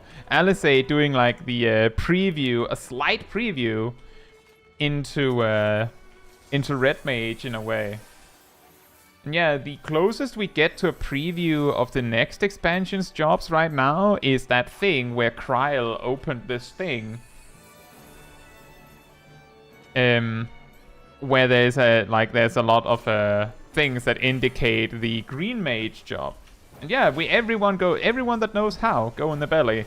Remember, the way to do it is when the purple goop comes out, the purple blob thing, the orb comes out, stand near it to become small. Then, when the even more purple goop appears, stand in it. Make sure you're small. If you're not small, you will die.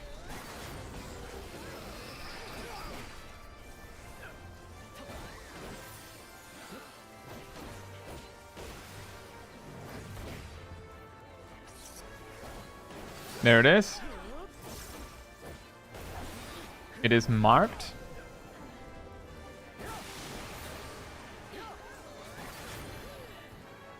And there's the purpler goop. How many people did we get into the belly? Wow. You know, that's pretty good. That's a pretty good turnout.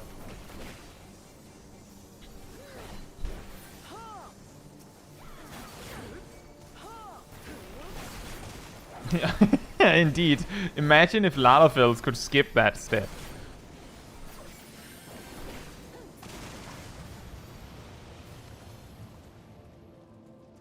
See, that's also what I said. I think I said it on a recent stream when we were talking about it. Was like, I think that these daily streams give a false indicator of what is a normal amount of people to see in the belly. Because I always try to get everyone in, so my entire alliance usually gets in. It's like, oh yeah, there's like 12 people in here, but 8 of them are there because they're in my alliance. I mean, it's not to say that you wouldn't do it if you weren't in my alliance. It's more to say that I brought 8 people that I could trust to go in.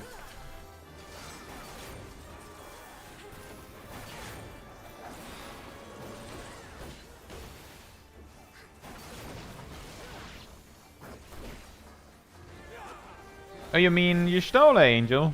That is actually where I had the absolutely weird discovery that Y'shtola, who casts AoE attacks, like actual attacks that are known to be AoE attacks, like Foul, but on single target.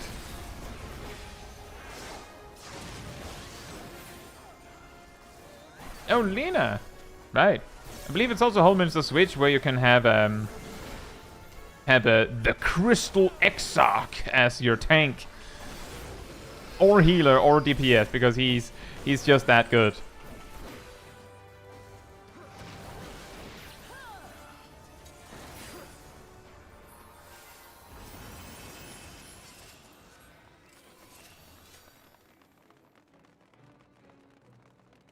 He has a better gaming chair.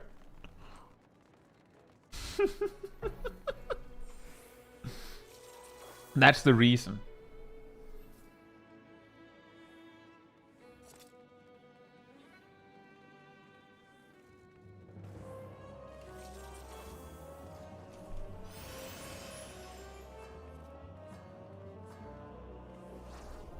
Oh, Watch Owl, I believe the story with Alice is that the sword that she uses initially is one that she basically just conjured. Like, she doesn't really use like red mage stuff. If I remember correctly, she even uses like gladiator attacks.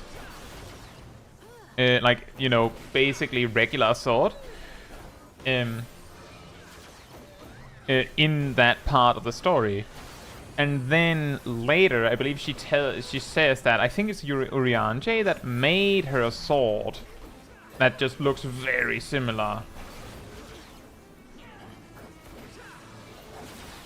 Something like that. So she hasn't been trained by What's-His-Face yet. Yeah, exactly. She hasn't been trained in red magic yet, I don't think.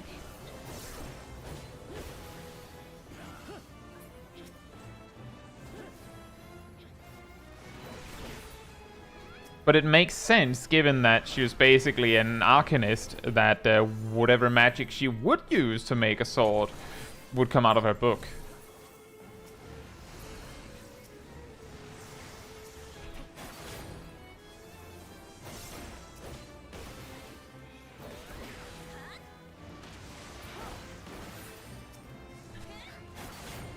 Lament says Urianger got her sword before she went to Doma. Oh yeah, just in time before she could feature in Siren Song C. Yeah, exactly, Bob. We're trying our best to share the wisdom that is everyone goes in the belly, because you can't trust anyone to...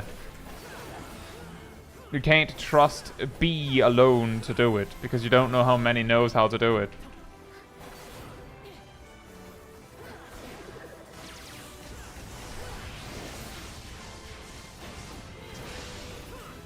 Oh man! It was so close! We almost had it!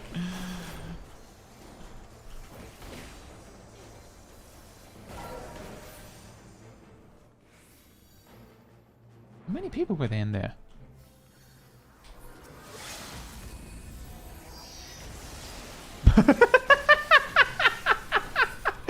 Worth it?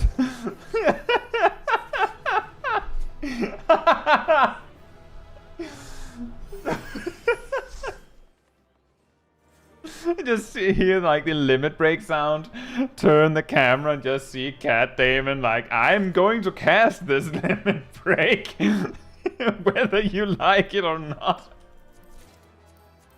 Just get the blast.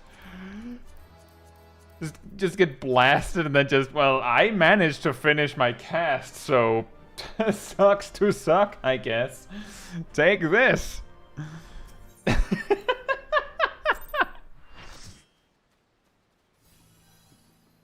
That was excellent. Also, hey Bevel, hope you're doing well, and Punch Cat.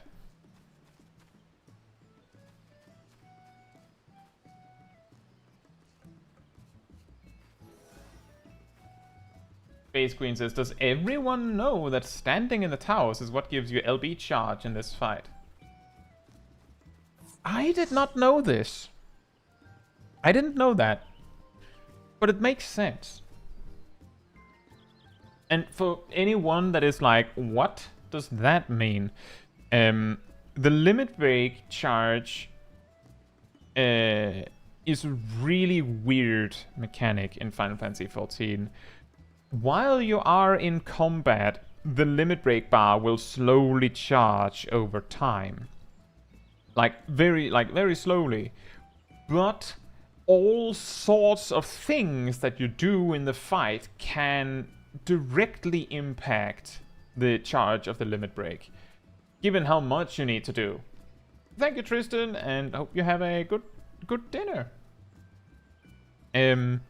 Depending, like on average, you should get a limit break at the same time in every fight. But some things you can do to impact this is like, the most easy way to directly generate limit break gauge is if a healer heals a player from critical HP, meaning like they're near death. It actually, like, as a side effect, generates extra LB for the party. Like, extra gauge. Just a little bit, but depending on the situation, you might notice it actually, like, make a dent on the bar itself. Like, exactly on that moment where the heal comes out. But that's just one example. Like, there's things tanks can do, things that DPS can do, and things that healers can do, just in general, that impacts it. And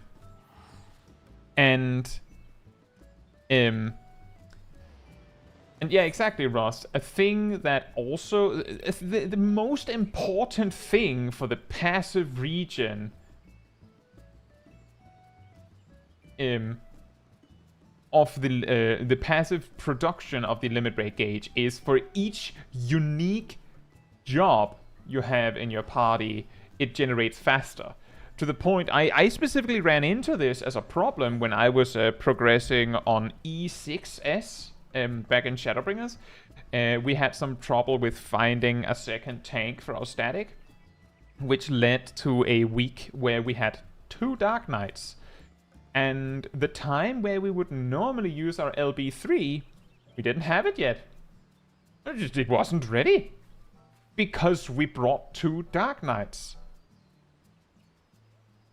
Yeah, that might be true, Matthew. The thing is that in casual content, it's far less crucial that you get the limit break at the exact right time. So it's easier to miss whether that is true or not. But I'll take your word for it. I haven't tested, and it sounds it is sound. It's logical that they don't punish you for having duplicate jobs in casual content that you're queued into where you have no control over duplicates, right? That makes perfect sense. But because there are ways to interact with the LB gauge charging, many boss fights actually have like things that reward you for interacting with. Like that as a reward for doing this thing, you get limit break gauge. The most common way we observe this is boss fights where they're like, well, you're going to need a tank limit break, so here's one on the house. You're going to need this. And then you just get full gauge like that, right? Like that's the most common one, and technically you didn't do anything for that. It's just you get it at this time. Perhaps. So it is perfectly reasonable that the tower soaking in the final boss in World of Darkness would reward you like that, because that is a good way to make people want to soak them. That also explains something for me, because I've always wondered why when people get the limit break 3 varies in that specific fight. Yeah, absolutely, Watch Owl. A clear example where you could see something is giving you a lot of gauge is if you do Ifrit hard. Ifrit hard. So this one. I'm pretty sure you have a limit break 3 after dealing with nails. I've never paid attention to when the limit break bar just goes speed. But you have a limit break 3 in that 2-minute fight, somehow. Hey, Shiro. Hope you're doing well. So yeah, there's many things. So there might be, like... Keep this in mind. World of Darkness gives you limit break gauge for doing the mechanic correctly. Ifrit gives you limit break gauge for doing the mechanic correctly. So if you ever wanted to test...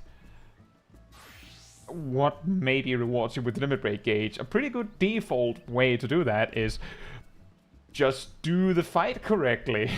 See if you get more gauge than if you don't, right?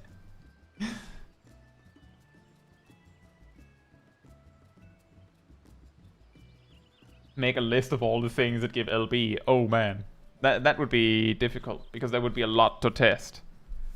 And it might be difficult to see. And the biggest problem is you would need to bring a full team every time to be sure that you can see it. Yeah, Shiro, we were discussing how LB works, how it charges. Right, and next we are doing normal raids. If you want to come along, come on over to me. Shoop. And spam. Exactly, Matthew. There's a lot of duties to go through, and it might not be abundantly clear what's happening on all of them. And I see I am playing Reaper. It might not even be clear on some of them, because maybe the amount of LB a specific thing rewards is so minuscule that you can't even see it, even though it's giving you something.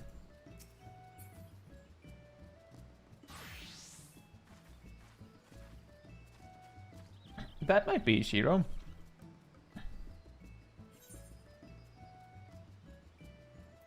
We have one slot open if there's a player 8 that wants to come. Oh, that's Coco. We have one space for normal raids, if there's anyone that wants to come along. And see, Thea has lost connection.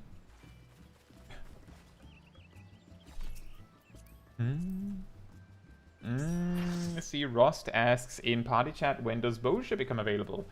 You have to complete the Evilise Alliance Raid series to get the quest that unlocks Bosha. So you need to complete the Stormblood Alliance Raid.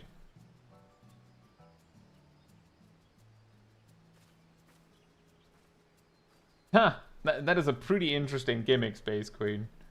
Unequip all your gear and then equip it all again and then pull so everyone is low. Yeah, you also need to complete the Shadowbringer's main story, of course. That also makes sense. That is right, Angel.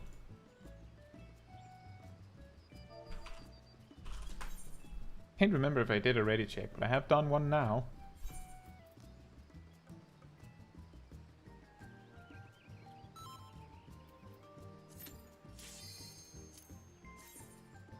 I'm thinking we get A1. Fist of the Father. Bam! I'm so smart. Reaper is so fun at level 60, am I right? Just say yes.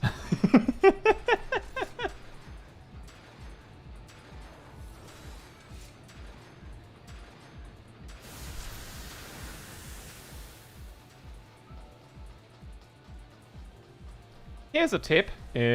Knockback immunity prevents these damp stuffs from pushing you around. So just put on arm's length as you run through. It's a lot easier.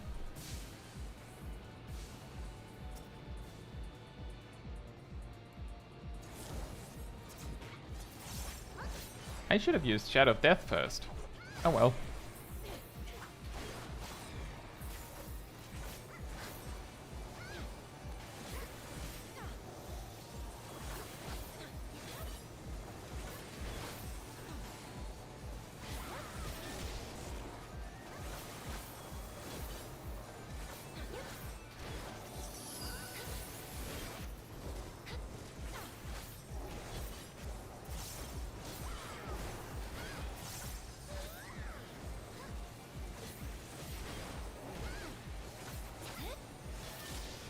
What? Are you telling me, Shiro, that you can knock back immunity the jazz band? Or the sax band, even.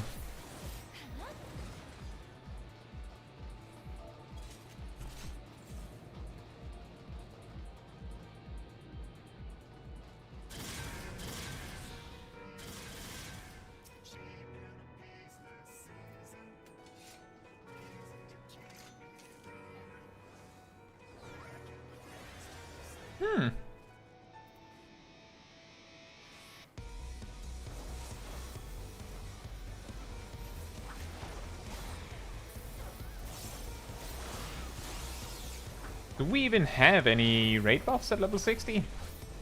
Among us? I don't know. I guess we do have some. Not that important. The only thing you can do as a Reaper at level 60 to really spice up your rotation a bit is that you can stockpile gauge to use in quick succession when someone gives Reapy a buff. That's all you can do. Otherwise, it's just maintain Death's Design, use Soul Slice on cooldown, and make sure that you don't waste any gauge. It's not very much to think about. We have Mug!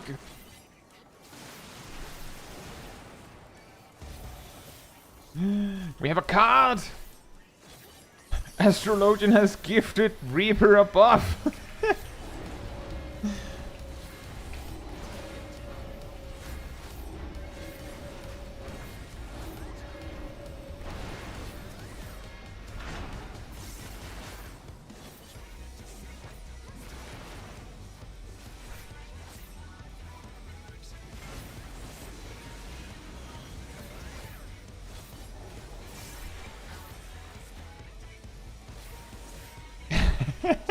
Mongoose, that elegant scientist with a big hat.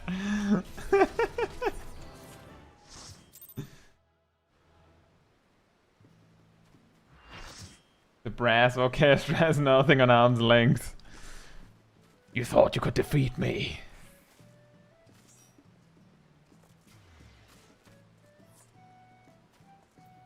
Oh yeah, absolutely, Malice. Reaper, just in general, has crazy high potencies on its GCDs to compensate for the fact that it doesn't have that many OGCDs to use. Like, it makes sense.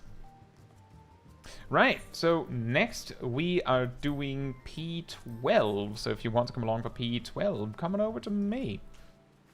Yeah, let's see what I can see here.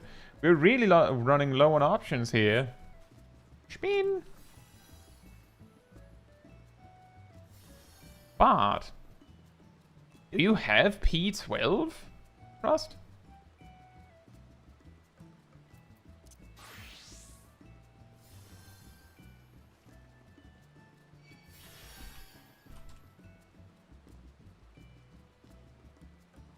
Shoo.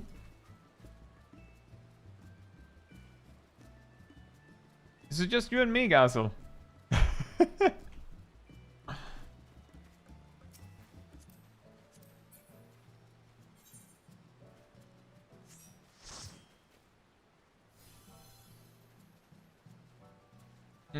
I'm guessing Coco also don't have P12, is that right?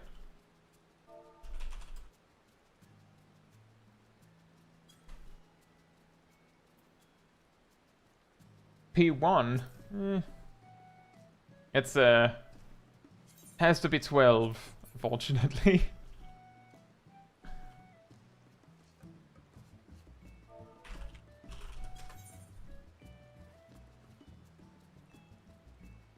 Wow. Did anyone expect that the grand finale will be between Dance and Dragoon? Dance and Dragoon.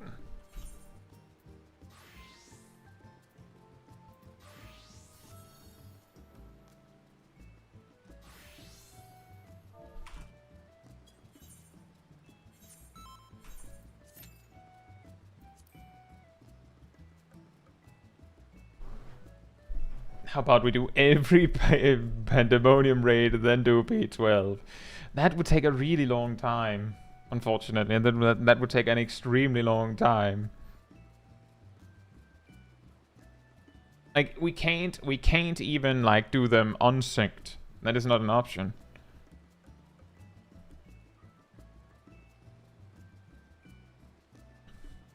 And yeah, I'm pretty sure that if you have unlocked...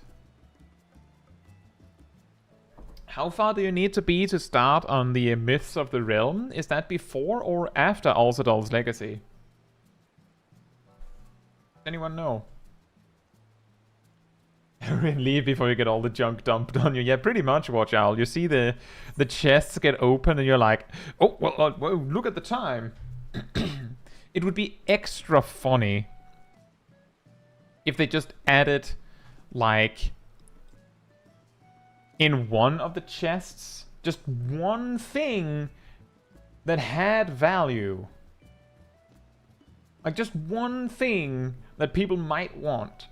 Because what would make that really funny is that then someone would have to get all that, just get all that loot. But hey, I mean, you got, like... an extra cracked Antho cluster, I guess? Like, it would just always be really funny if they just added something that, like, I mean, it's not worthless, but it's worth so little that your average player would probably just be like, I don't care. And then there's the type that wants everything. Like, there are actually players that want all the Alexander junk. Like, they actually want it. And you might be saying, why would they want that? If you collect enough of it, you can turn it into gear, which you could desynth or hand to your grand company. So it has value. Like, technically, it has value.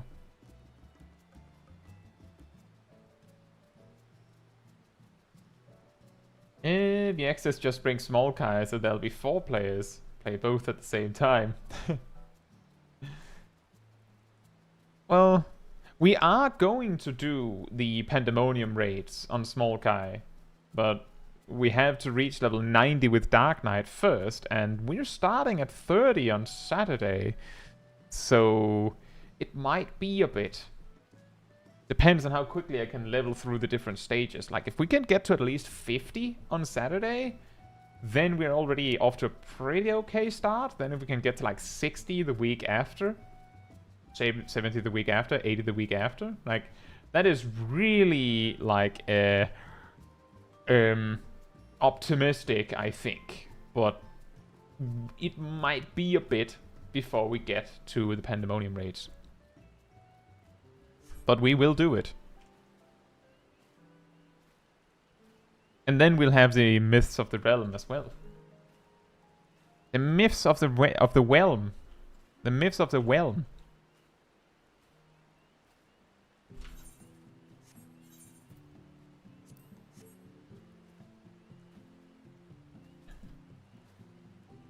Can you turn the Alexander items themselves? Like the materials in? Are you sure? Exactly. Myths of the Realm. Of the Realm. It's very whelming. The reason why the myths of the Realm is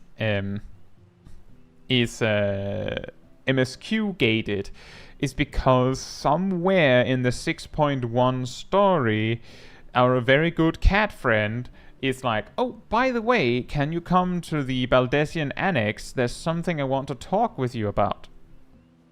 And that's what he wants to talk with you about. So you need to get the story to the point where he needs to talk with you first. Before you can, you know, unlock it. Like, he has to get to the point in the story where he's participating in that.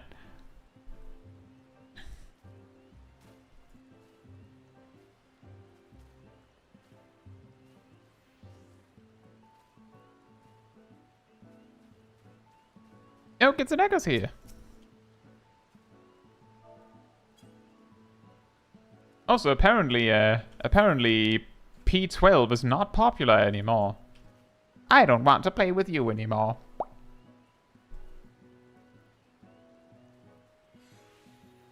Enjoy your dinner, Shurakai.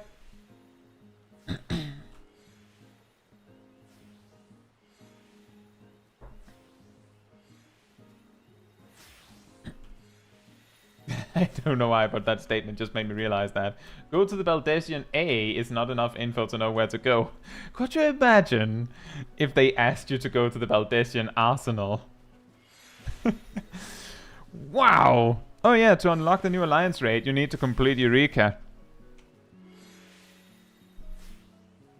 The whole thing.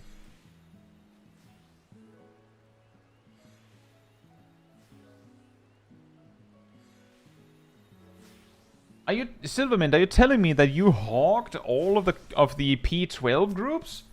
Oh man, I can't believe you.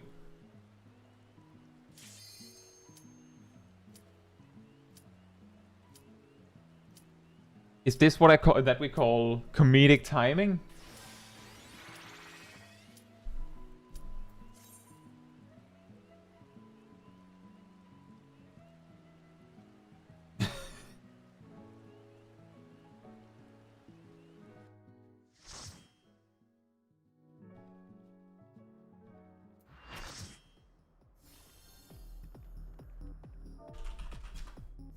I still have my shield! Quickly! I have my sage barrier from somewhere else.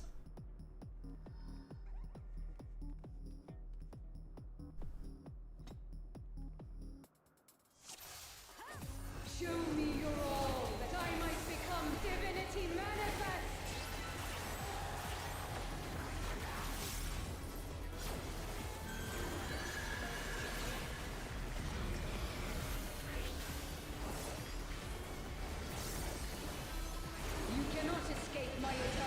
I realized the moment that we started the poll that I have no memory of what the opener actually is. Like,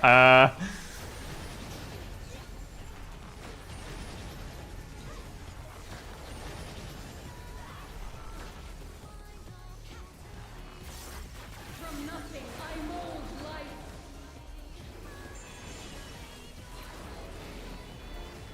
I've missed potentially 2 refulgent arrows right there.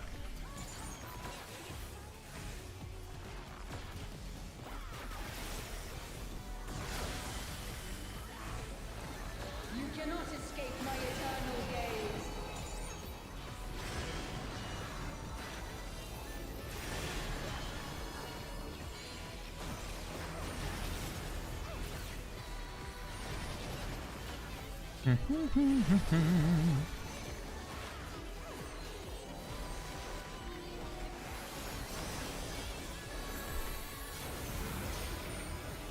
No! My dots! Can I make it? Yes! I managed to reapply my dots on minus time left. Planned. Planned. From the fabric of creation. Absolutely planned. I know what I'm doing.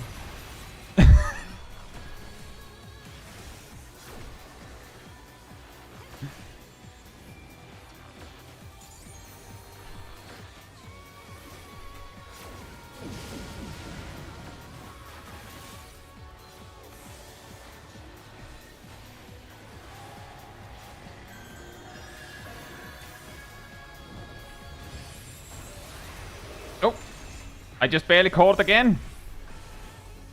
I did it. I'm doing it. I'm playing bad, not badly, not too badly. He's- Shine brilliant for me. I am. I'm shining very brilliantly. At least somewhat. It's like sort of like a dim light bulb. like the middle ground between light bulb and a broken light bulb. Something like that.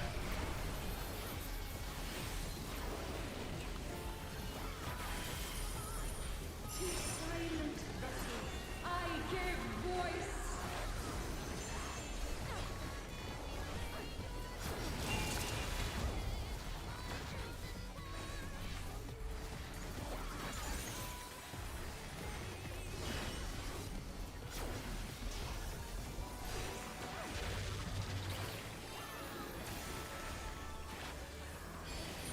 Yeah.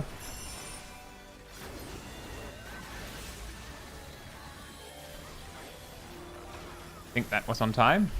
Close enough. You cannot escape my eternal gaze.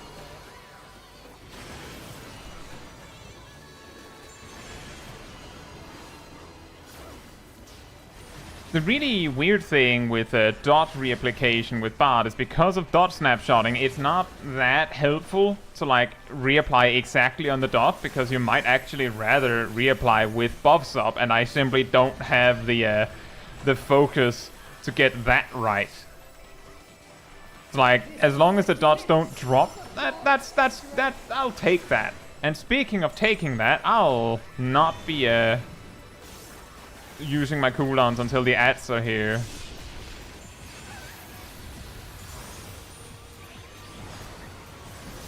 Behold such power as you will never wield.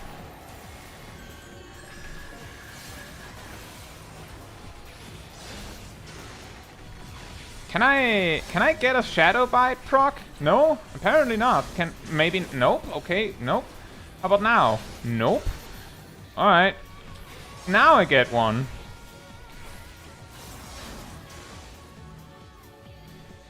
Oh no.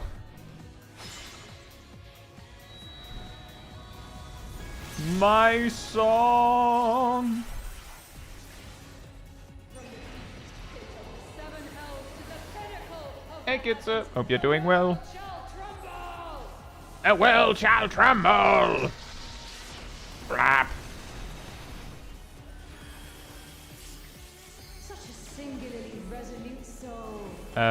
I'm just going to skip Mage's ballad, honestly. That's probably the best I can do here. Creation.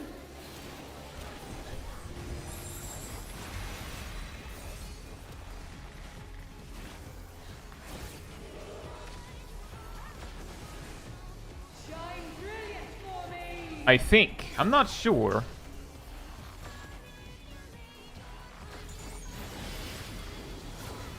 You know, I think that is it. A wonderful way to put it, Bevel.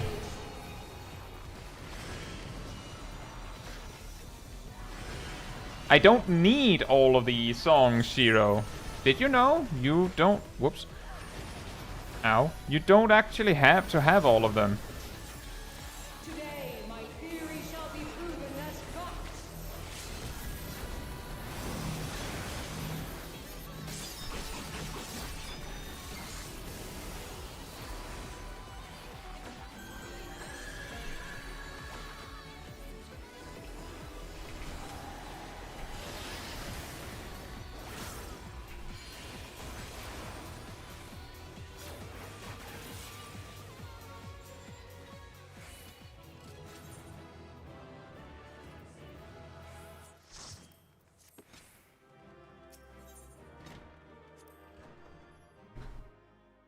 But yeah, you don't actually need to have the songs gone through for Radiant Finale. It's just you lose 2% damage or so.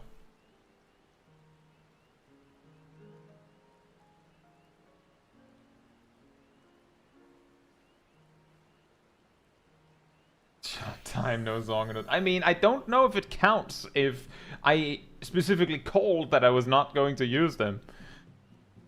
Then it's technically not a mistake, is it? But fair enough. It's your drinking game. Yeah, it is the phase transition on P12 and N is ridiculously annoying. It's like...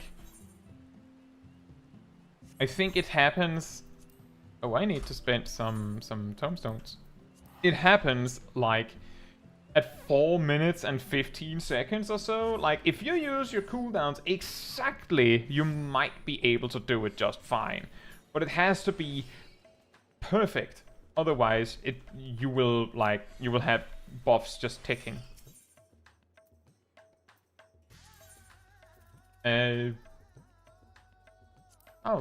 I'll grab some of these. They're usually fine.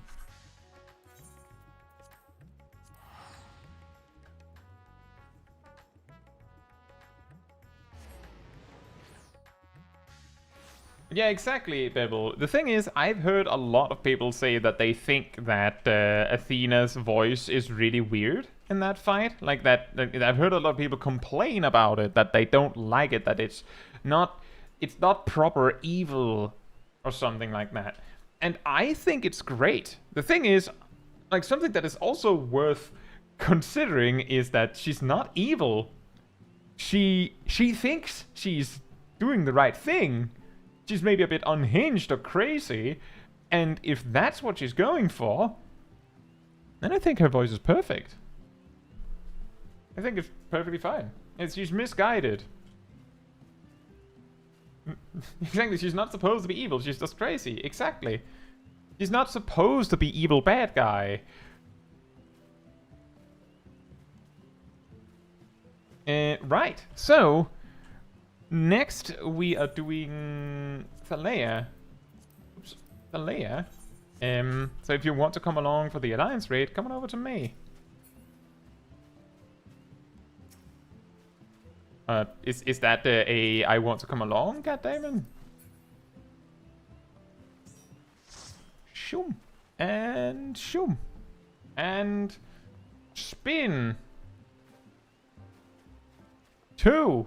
Dragoon! Hmm.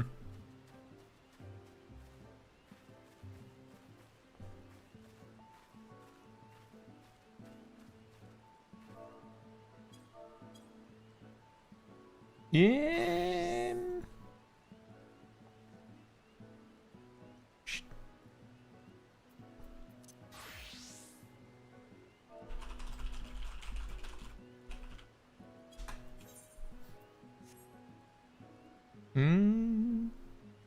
Just one moment.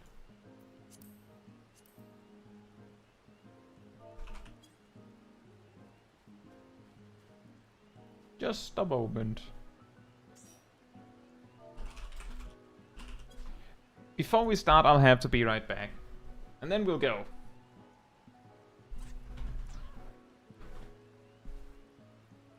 In the meantime, manatee restored.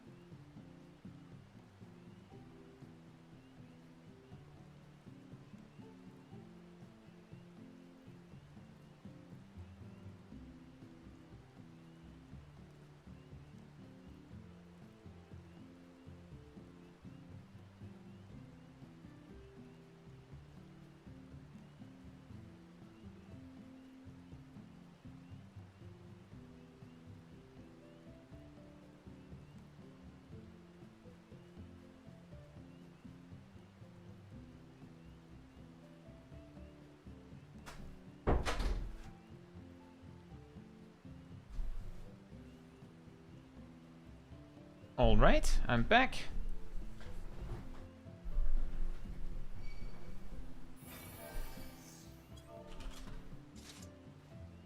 Yeah, time for Thea. Oh, Angel's here.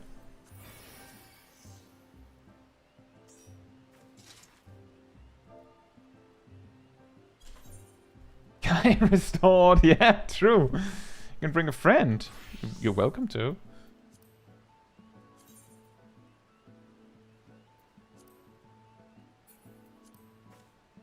We have the space. Ryan asks, is that Amelia cosplay? I think we discovered that it was incidentally... yes. But I think the actual answer was that Cat Damon just wanted to be the yellow 2B-hour ranger. And wanted the top hat.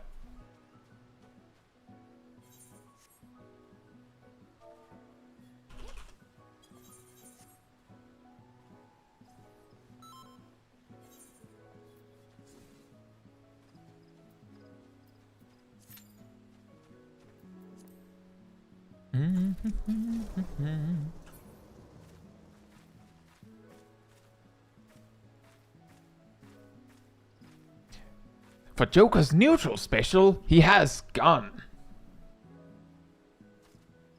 Exactly, Gleaming. That exact observation happened on the Nier stream.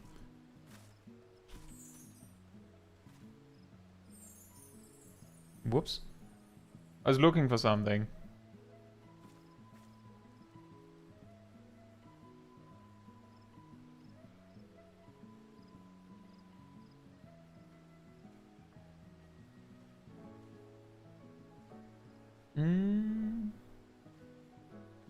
Where did I put it?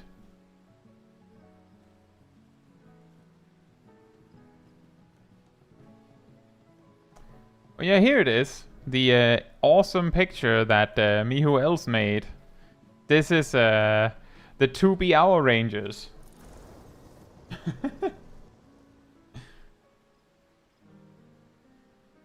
Guess which one is Small Kai?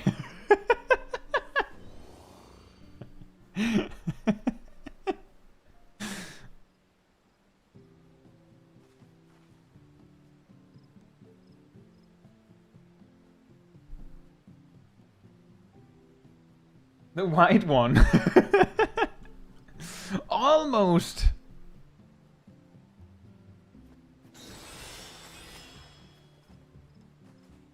Yeah, this is just amazing.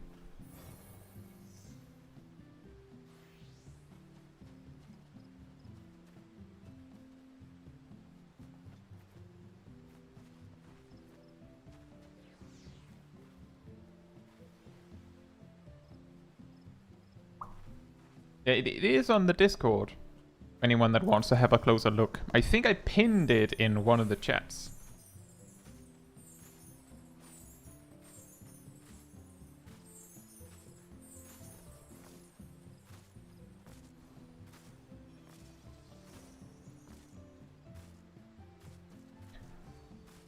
Almost.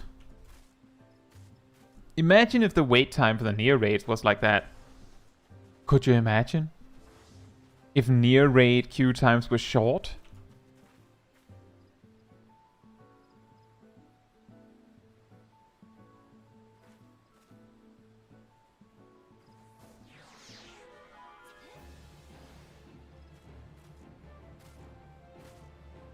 Well, reasonably short.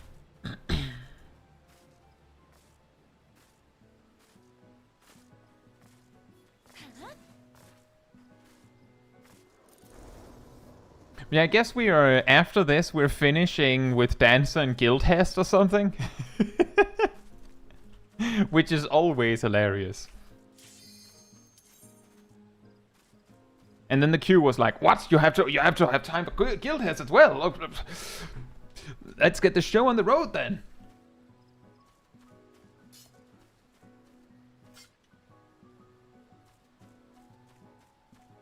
In before you get turtle again. Turtle power.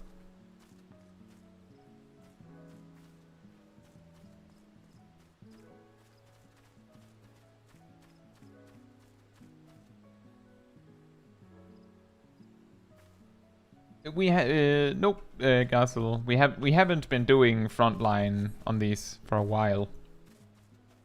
I suppose we could do that instead. It's just I specifically, I'm actually not the biggest fan of PvP, to be perfectly honest. So I usually just, if there's like not anything weekly to be farmed that I need, then I'll just skip it, so that I can like accumulate energy to do frontline once there is something that I want. Sometimes I'll also do it just to come along with friends.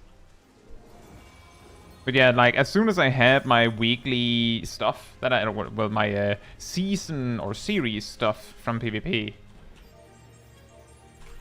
then I typically like just, oh yeah, Vjek is here. That is pretty funny. Come, mortals. Make your way through our watery sanctum.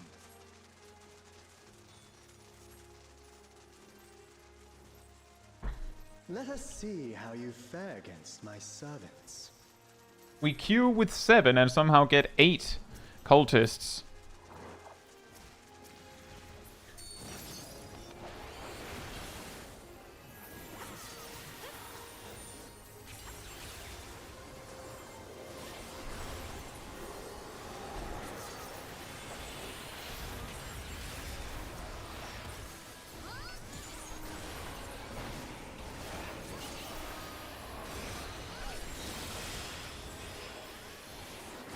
Imagine having a defensive cooldown right about now. Wouldn't that be great with all the AoE incoming?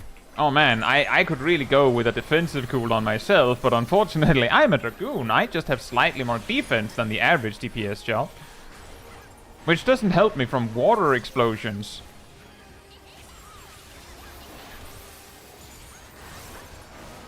Isn't that weird?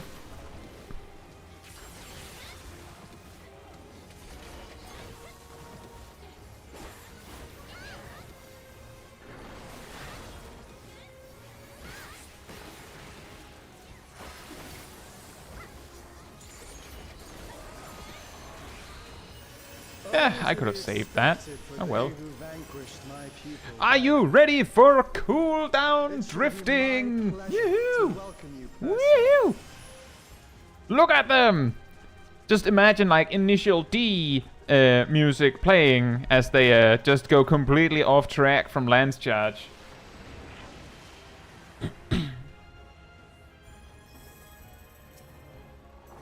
I have looked forward to this moment, children of man.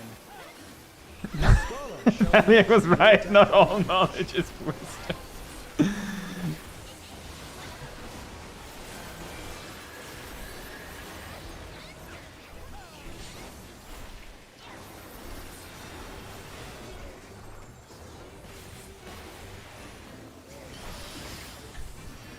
Yeah, that is. I guess that is true to the to the Dragoon. If the Lancer trainer actually says that. The rivers rage at my behest. I guess I'll just use my cooldowns on cooldown rather than try to get smart about it. Not all That is technically the advice I would give anyone asking. So might as well do it myself, right?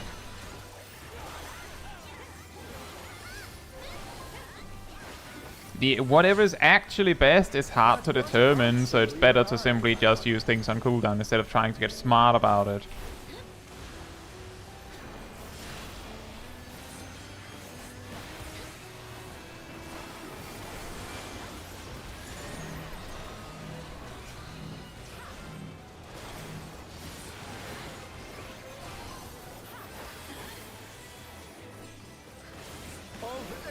Oh, come back, Emir. We're near the end. I was talking about doing a guild Hest after this. But other than that, we're kind of like at the end, yeah. deepest knowledge.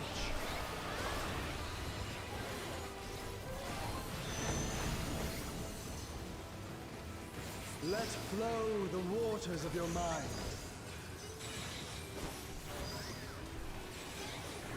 Exactly, Shiro, and part of it is also that the buffs that are completely misaligned for me are raid buffs of some sort. So technically, me holding them comes at a detriment to everyone else. So all I can do is hope that Cat Damon is ready for that dragon side when they get it. Because they're getting it.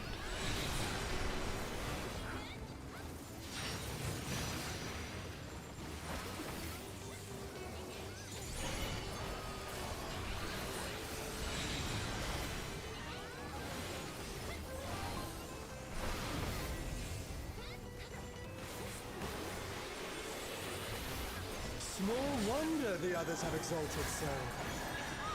See, there's also other raid buffs coming out, so it's not all bad. It's just I don't get my Lance Charge, and I don't get my Life of the Dragon. But I do get something.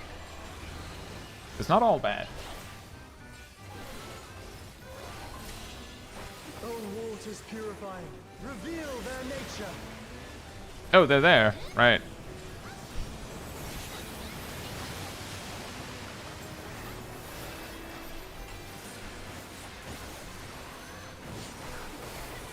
Tis time for a test.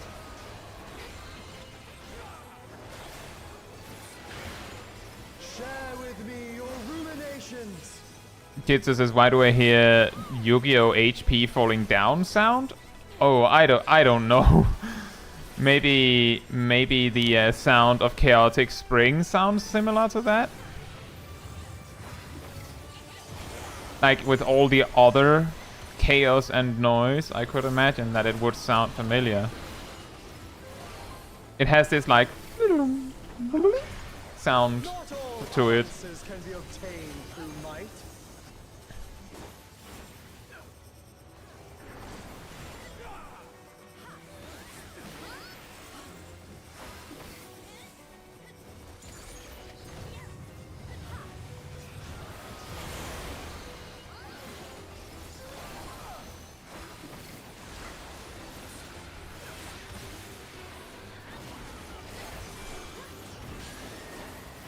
Prove to me the wisdom of man.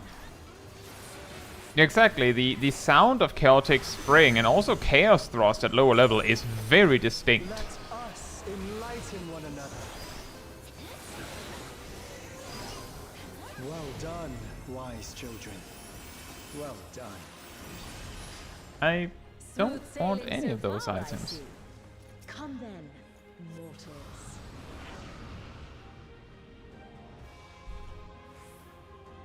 It's weird how random the Chaos Thrust Chaotic Spring sound is in the arsenal, but for some reason I feel like it would be wrong if it wasn't there.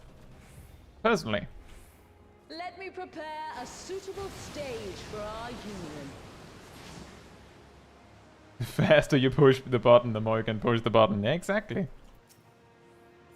That is kind of what makes it so that it's like the reason why there is a time and a place where sometimes holding your buffs might actually be optimal is because, like, if holding them doesn't lead to you losing a cast, then it isn't a bad thing to hold them. The problem is that calculating that on the fly, that's not happening. Like, I'm going to be real with you. I don't think you're like, most of us are fast enough on numbers to do that. So usually it's just better to go, well, I can't remember. Like, now things are weird, so I'll just use things on cooldown now. It's better than not doing it, basically. My trident parts the very sea.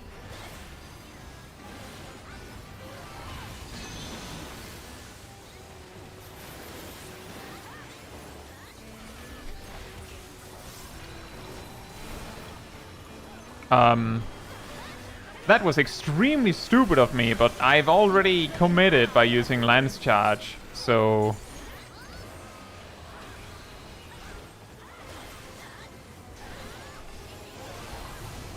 Rise above the white caps. I tried really hard. Like, I clicked Spine Shatter Dive. I had a dream and a will, but yeah, game says no. Uh-oh, that's my side. Ow.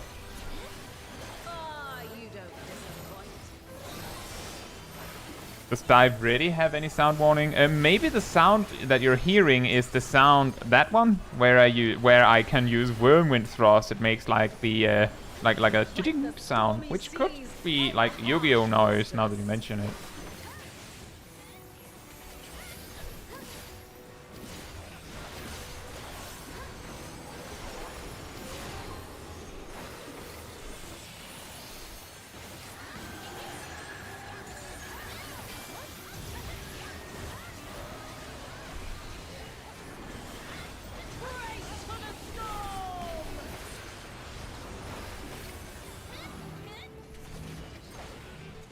Thank you, Watch Owl, and thank you for coming in. Hope you enjoy the rest of your day. I trust you don't mind if they play too. Come, Pericos, Thalios. Join us in the excitement.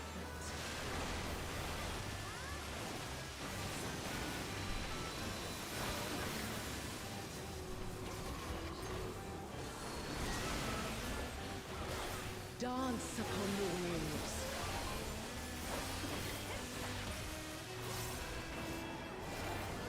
I'm not risking that when I have 2 vulnerability stacks.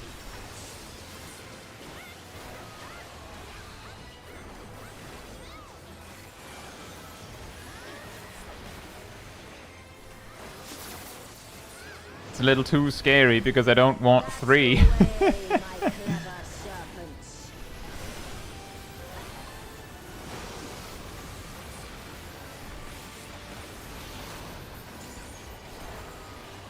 Remember, don't dote. Yeah, I don't plan to. It's not something I do by accident. It's not on my hotbars. Go on, my pets. Don't be shy.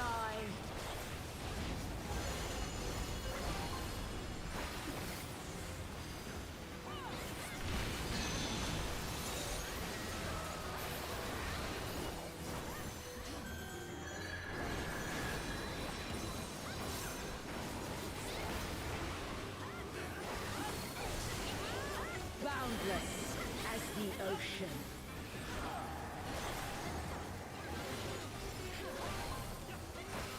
Gazel says, is using Paladin's wings for raid wides while the boss can be... Must come together as one. It falls to you and yours to navigate the season. That was weird.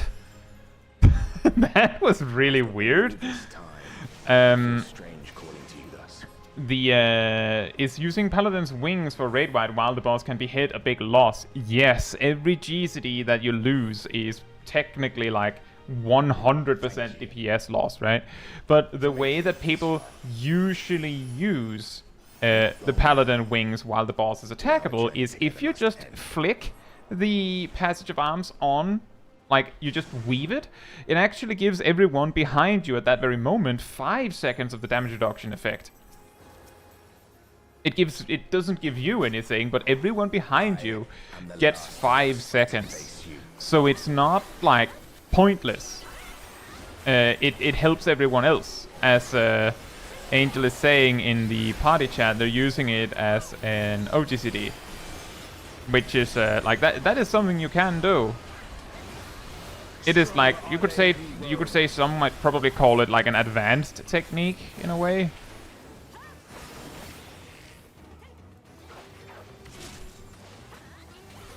But it's not like it. You can use it like that.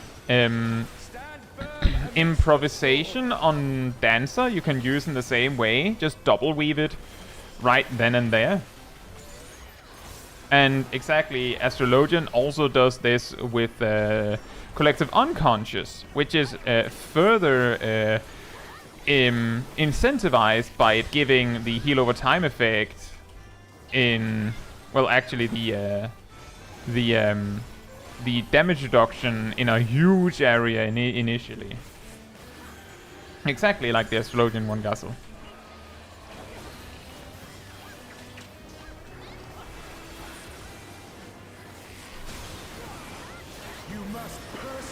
I didn't plan to land there. I was actually just thinking, oops, I didn't plan for him to jump away, and then I just yoinked to him by accident.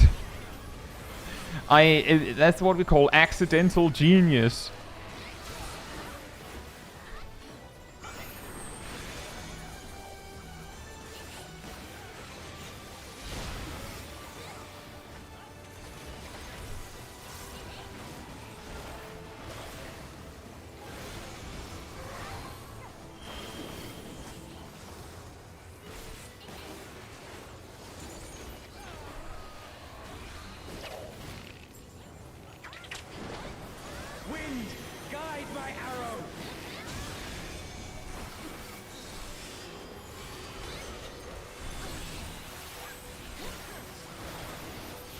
My bowstring sings.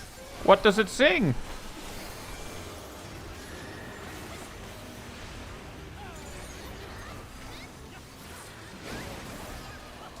And if you're going to tease it like that, then let's hear some of it. What does it sing about?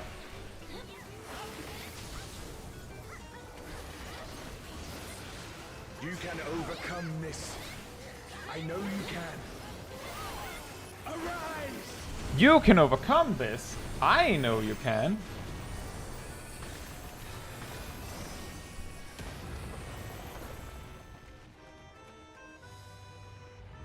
That is quite interesting, Space Queen. Because after the first pull in Bottom's Metal, you had half of the LB gauge just from the LB from healing someone at low.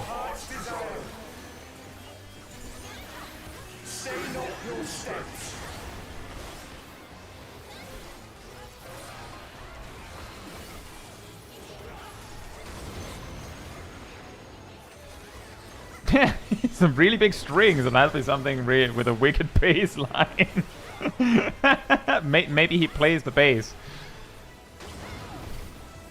on the bow. Maybe that's how it works.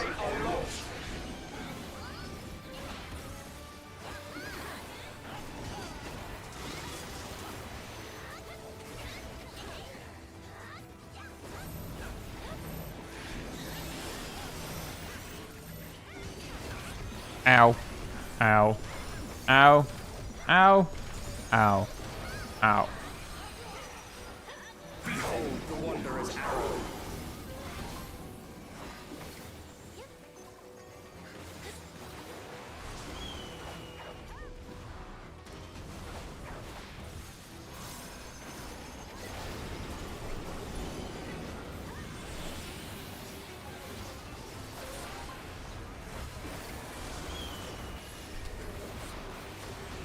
Are you serious? I had just barely perfectly miscalculated that.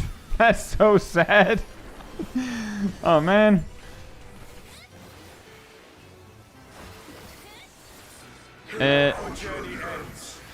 I think one of the ones making the noise, Imya, is a cat girl and a cat girl or an Ellison, I think. And the other one is an otter. I think the third one is a cat girl. The only reason why I know why one of them is a small dragon is because I know Natsu has that voice. I didn't get hit by that? I just ran right through the arrows and didn't get hit.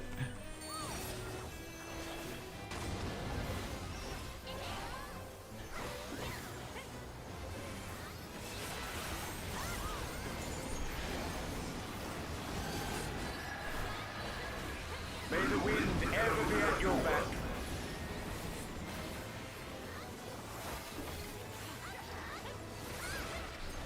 Aha! Ignore the mechanic by killing the boss. The sweet sorrow of parting. I beg you, stay the course to the end.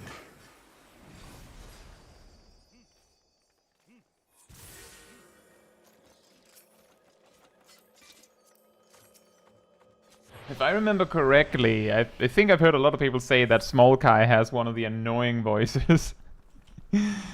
But we don't hear it very much because she's been playing mages for a while.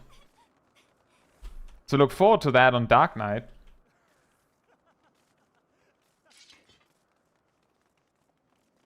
You're back. The Omnivores. It's suddenly transformed. Servants? What's the meaning of this? Those ones, I leave to you. Thanks! Those ones? Those are your problem.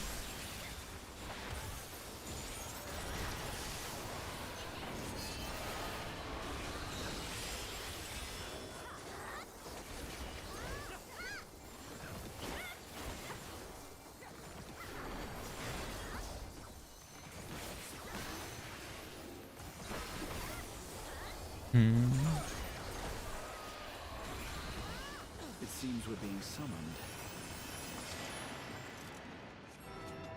I don't know which number voice I have either. I just choose the one that I like and then I just play the game and then someone's like, oh yes, you have number this. And what I respond to is usually, oh, so you're a Fantasia addict. Is that how it is? Because if you know each one by number, it's a reasonable chance that you've been in that character creator a few too many times, don't you think?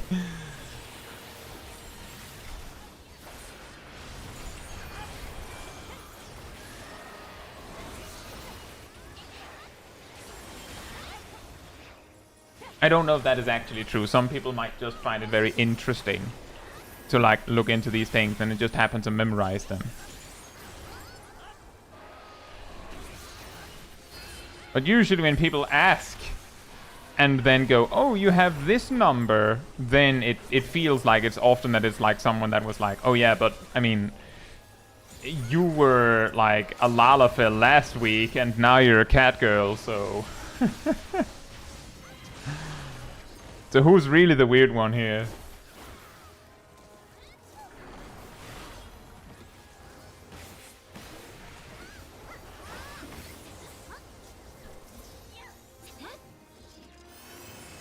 There's also the possibility that someone uses a mod, but the weirdest one that I've seen has been people that presumably have used mods to be able to access a sound from a race that they currently are not, or something like that. It's really weird.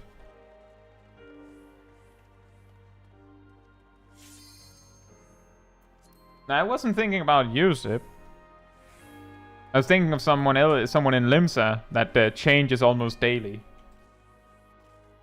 And that was like the one person who asked me when it was like talking about something. They were like, "Can you use this emote?" And then I did, and they're like, "Oh, you have that voice."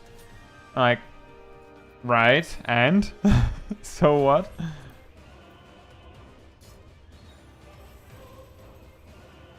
Welcome back, everyone, to Fanta Anonymous. I see a lot of new faces. Gotta say, I'm disappointed. Exactly, Shiro. Precisely. Come, children, fulfill our final wish. See every last Lotus returns to the star.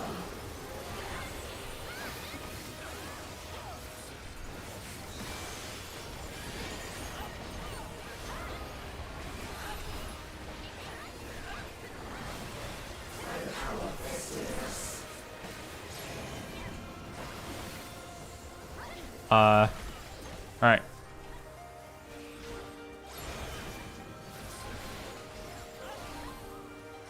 Oh boy. That's not a funny configuration. Okay, it's not that bad.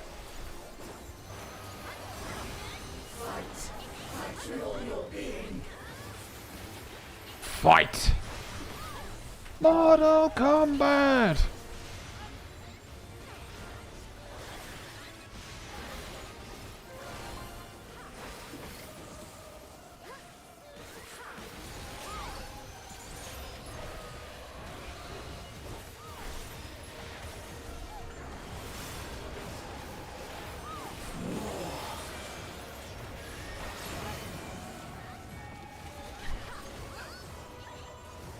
She's doing it again! Or it's doing it again, I guess.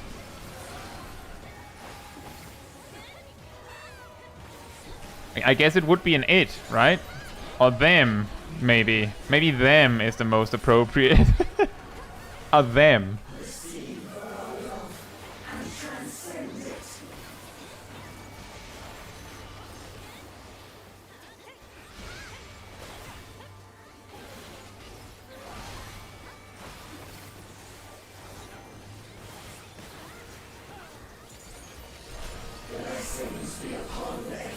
Exactly, Space Queen. The realest them ever, because it's a lot of people, as opposed to like the royal them, because it's like a king or something. This is the literal them.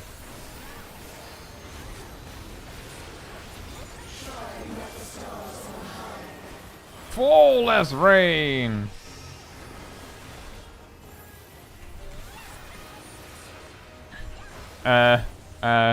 Where do I stand to have both safety and also uptime?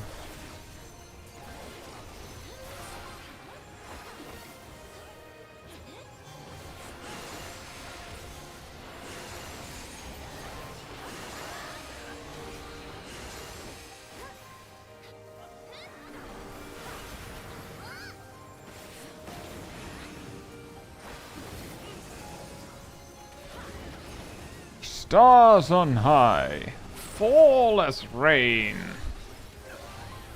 Uh-oh. Mercy be upon our beloved children.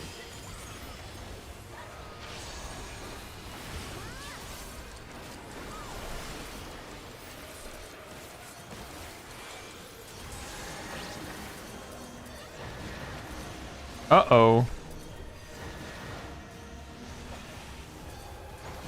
Nailed it. Fixed it. I'm good. I'm safe. I'm alive. I'm alive. Ow.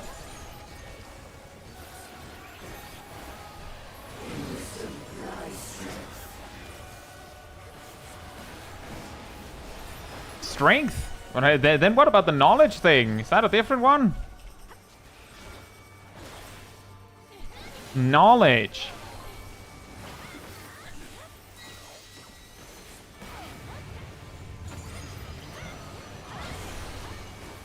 Oh, right.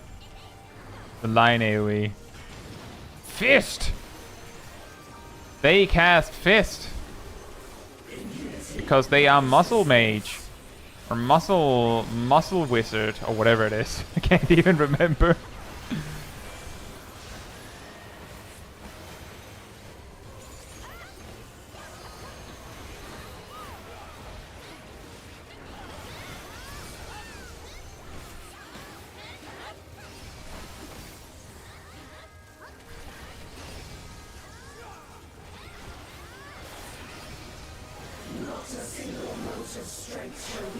I cast Iron! Just bonks them with a mace. Dunk. And the worst part is you can't say anything if it worked. Can't argue with results, can you?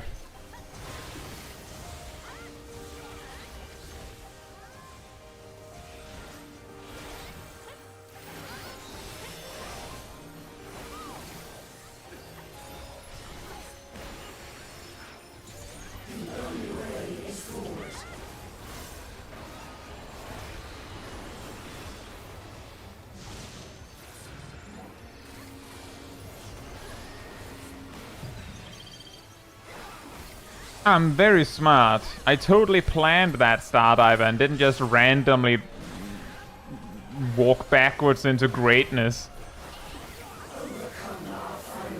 Totally. I'm extremely good at Dragoon, as you can see. Kosari, don't sell me out now.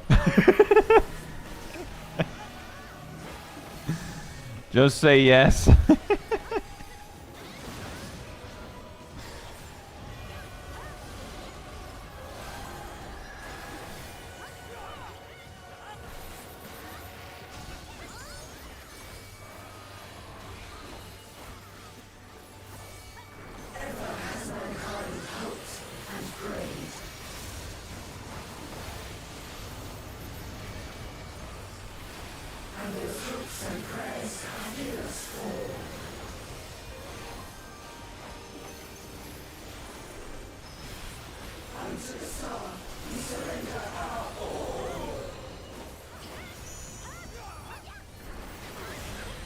Ow. Oops. I messed up my combo anyways. I'll just paint over it with this. 496,000.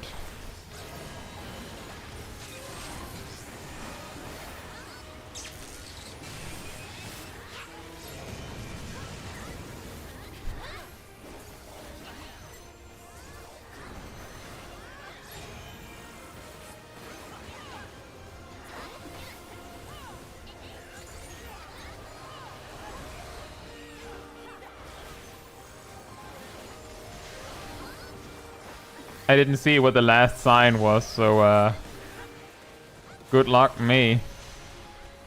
Oh, nice.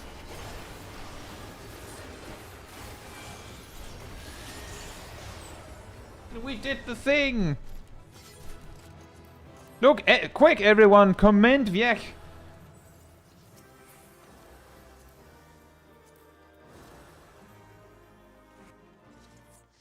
I think Sip tried to pull someone. I wonder who he pulled, because my chat reset just as he said it.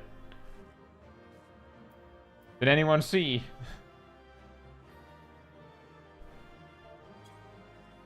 Oh, he tried to drag me. 98. Now watch me lose anyway. And a 99. I feel like I spoke this into existence with our discussion. Was it yesterday?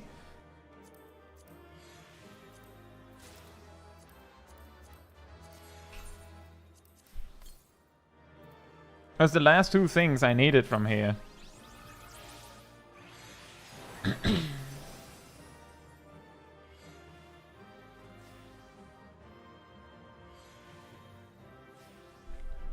Mashley? Is that an anime about a wizard that just uses their fists?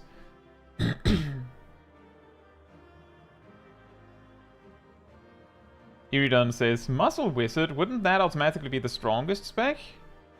Well, who knows? Would be a pretty good, like, a little bit of everything kind of build, wouldn't it? Could both be great, could also be terrible.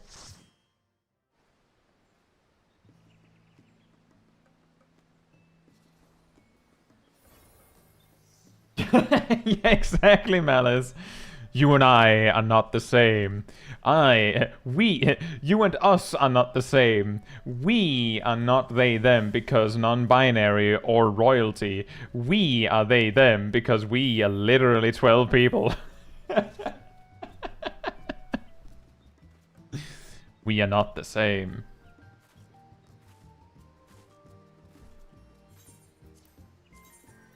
Right, so the grand finale is we only have Dancer left. So Dancer, as their consolation prize, is we're doing Guild Hest. We're doing Guild Hest next. Does anyone want to come along for Guild Hest? If you want to come along for Guild Hest, come on over to me.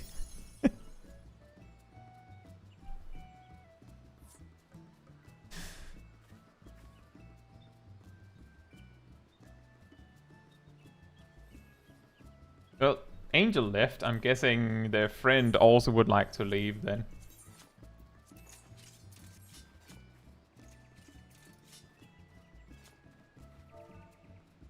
Well, we have a party, but Oh, Viek would also like to come.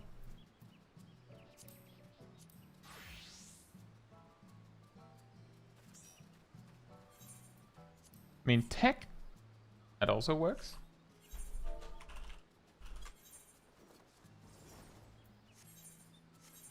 I think that we need to have a balanced party because technically this can be a 8-man piece of content, so someone has to tank. Any tankers? And also only one healer. We have 2 healers.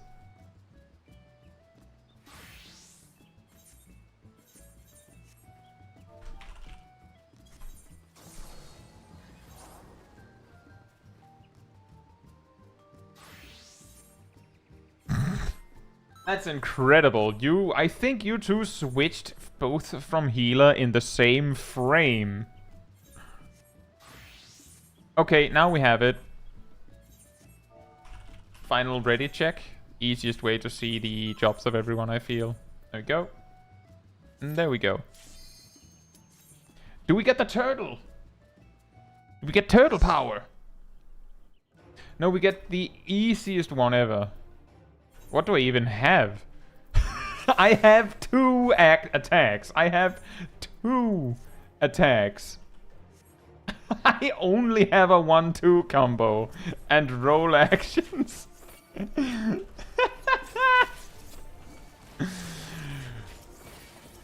Wow, what a rotation. This is way better than Reaper at level 60.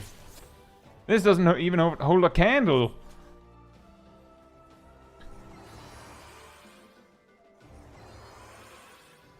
I mean, the thing is, a normal job that starts at level 1 would have more than this by level 11. But this, this is hilarious. I think they would at least. Dragoon?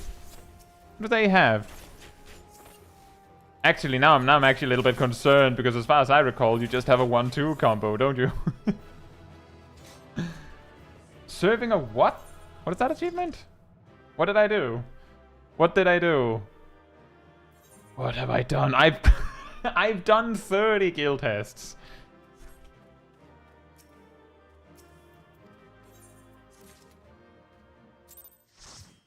You've got to start with step. Steve, you don't even have step at level 11.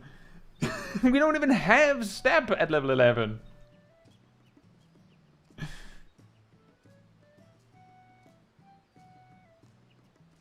I wouldn't even be able to use it.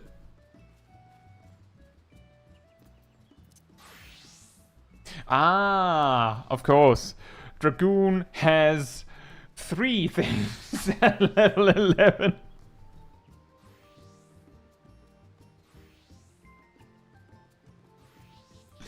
Oh yeah, Black Mage, you just have...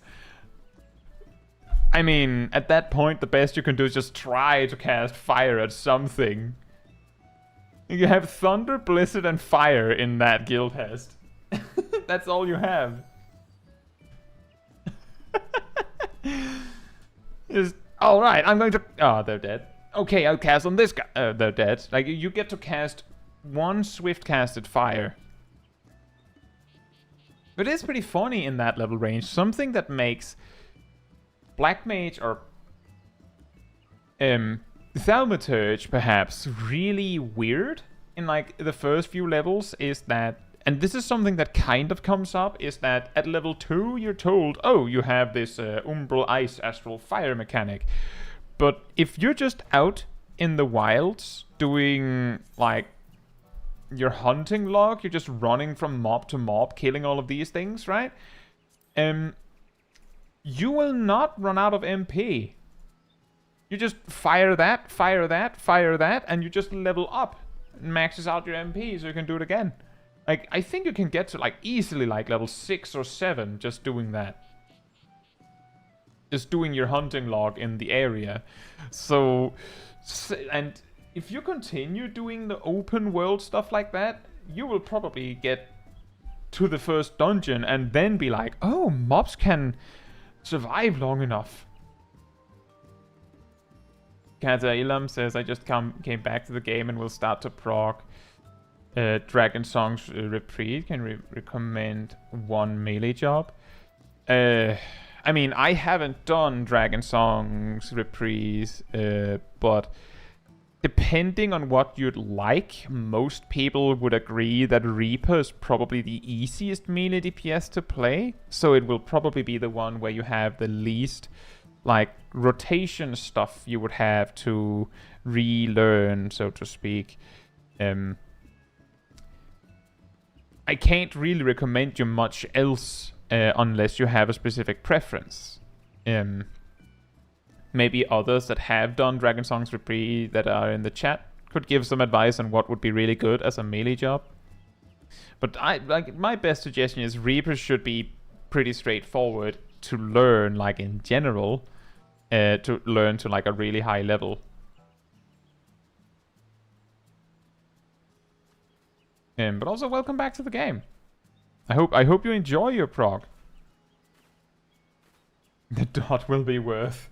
Just cast Thunder 1 on a mob in a guild Hest. The Thunder orb flies over to the mob, and then the tank just uses Total Eclipse or something and it dies. You're like, wow. 30 potency.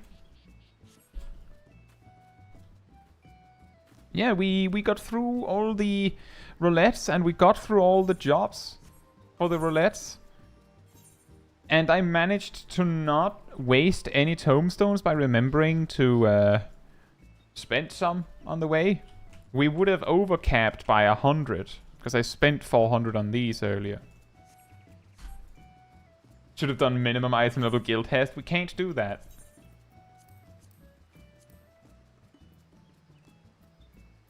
You can't. You can't. First of all, you cannot do minimum item level queue for roulette. And even if we could, guild Hest is a 1 to 8 player roulette because there are 8-man guild Hests. So we would only be able to actually choose our group as we see fit if we were a full 8-man group. Thunder everything just so you don't feel totally useless. But Thunder isn't instant. I'm pretty sure Fire would be better in that scenario. You don't even have Thundercloud at level 11. Exactly, Xanadus. There is 1 8-man guild Hest. Therefore, the queue, the roulette itself, is 1 to 8 players. And you can only choose what you like. Like, you can, like, as you may know, you can queue into expert roulette, with 4 DPS if that's what you want. If you bring 4 players, then you can do that. Guild Hest being up to 8 players means that, I mean, if you queue as 4 DPS, then it will go and try to find you 2 tanks and 2 healers. Thank you for coming, Emir. Good night to you. I'm glad that you managed to participate in some of it, at least. But yeah, that's the thing, is that because it's weird like that, it's janky like that.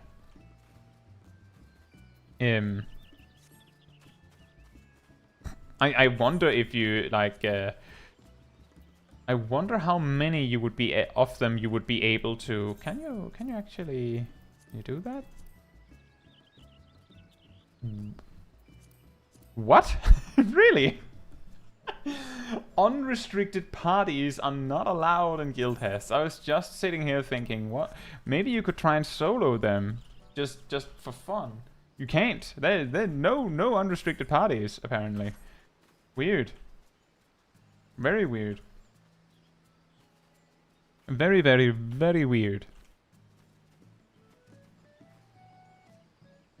Right. Yeah, that was everything for that I had on plan. We managed to do all the jobs, and Dancer managed to be the winner of the roulette, who got Guild Hest. I'll have to say, I was actually hoping to get Dancer in the Alliance raid. Because it was it would have been easier. Yeah, we just came back from doing a Guild Hest after doing Thalea. We don't usually do Eurovision or Euphrosyne on these. Although I could do with some runs of that and Aglaya. Yeah, we have finished. Yeah, if you enjoyed the wonderful people that you've seen in the chat, remember that there's a Discord community server that you can join, and if you go if you go to that server, you'll also find the weekly schedule, which is updated Sunday or Monday, where you can see what is happening on the upcoming week with streams and videos and everything. You'll also find the announcement room, where you will where I post a link whenever there's a new video, a new stream, whatever it is, it shows up there first. You can also go into the role assignments room and grab the reminder role. Then you will get a little notification whenever I post a schedule, post a video, plan a stream, and you will also get a notification like around 15 minutes before stream starts, so you don't miss a second. And if you did enjoy this stream in particular, it will help me very much if you leave a like on it in the YouTube system. You know, the thumbs up down there. That tells the YouTube algorithm that you very much enjoyed the stream and you would like other people to see it. And that helps me a lot. So thank you so much in advance. I think that is most everything. I just wanted to reiterate, because it's a little new, that if you would like an alternative way to support the channel, maybe you don't want to use super chats, maybe you don't want to have YouTube memberships, then I have opened a Ko-Fi page where you can also support the channel if you like. That is, as always, completely optional. I don't want you to, I'm not trying to force anyone to hand me money, not at all, but if you would like to support the channel, that is an alternative path to do so. Yeah, it is still like in the baby steps phase of that. I have some things I still need to set up about it. There's also some other things I need to set up in there and everywhere, but just wanted to mention it. It will also be a link on the channel itself you can find, and it will also be in the description of videos, so you don't have to like jot it down now so that you can find it later. Right? That's basically everything I have for tonight, so good night, good morning, afternoon, or evening, depending on where you are in the world, and I'll hope to see you all very soon. Bye-bye!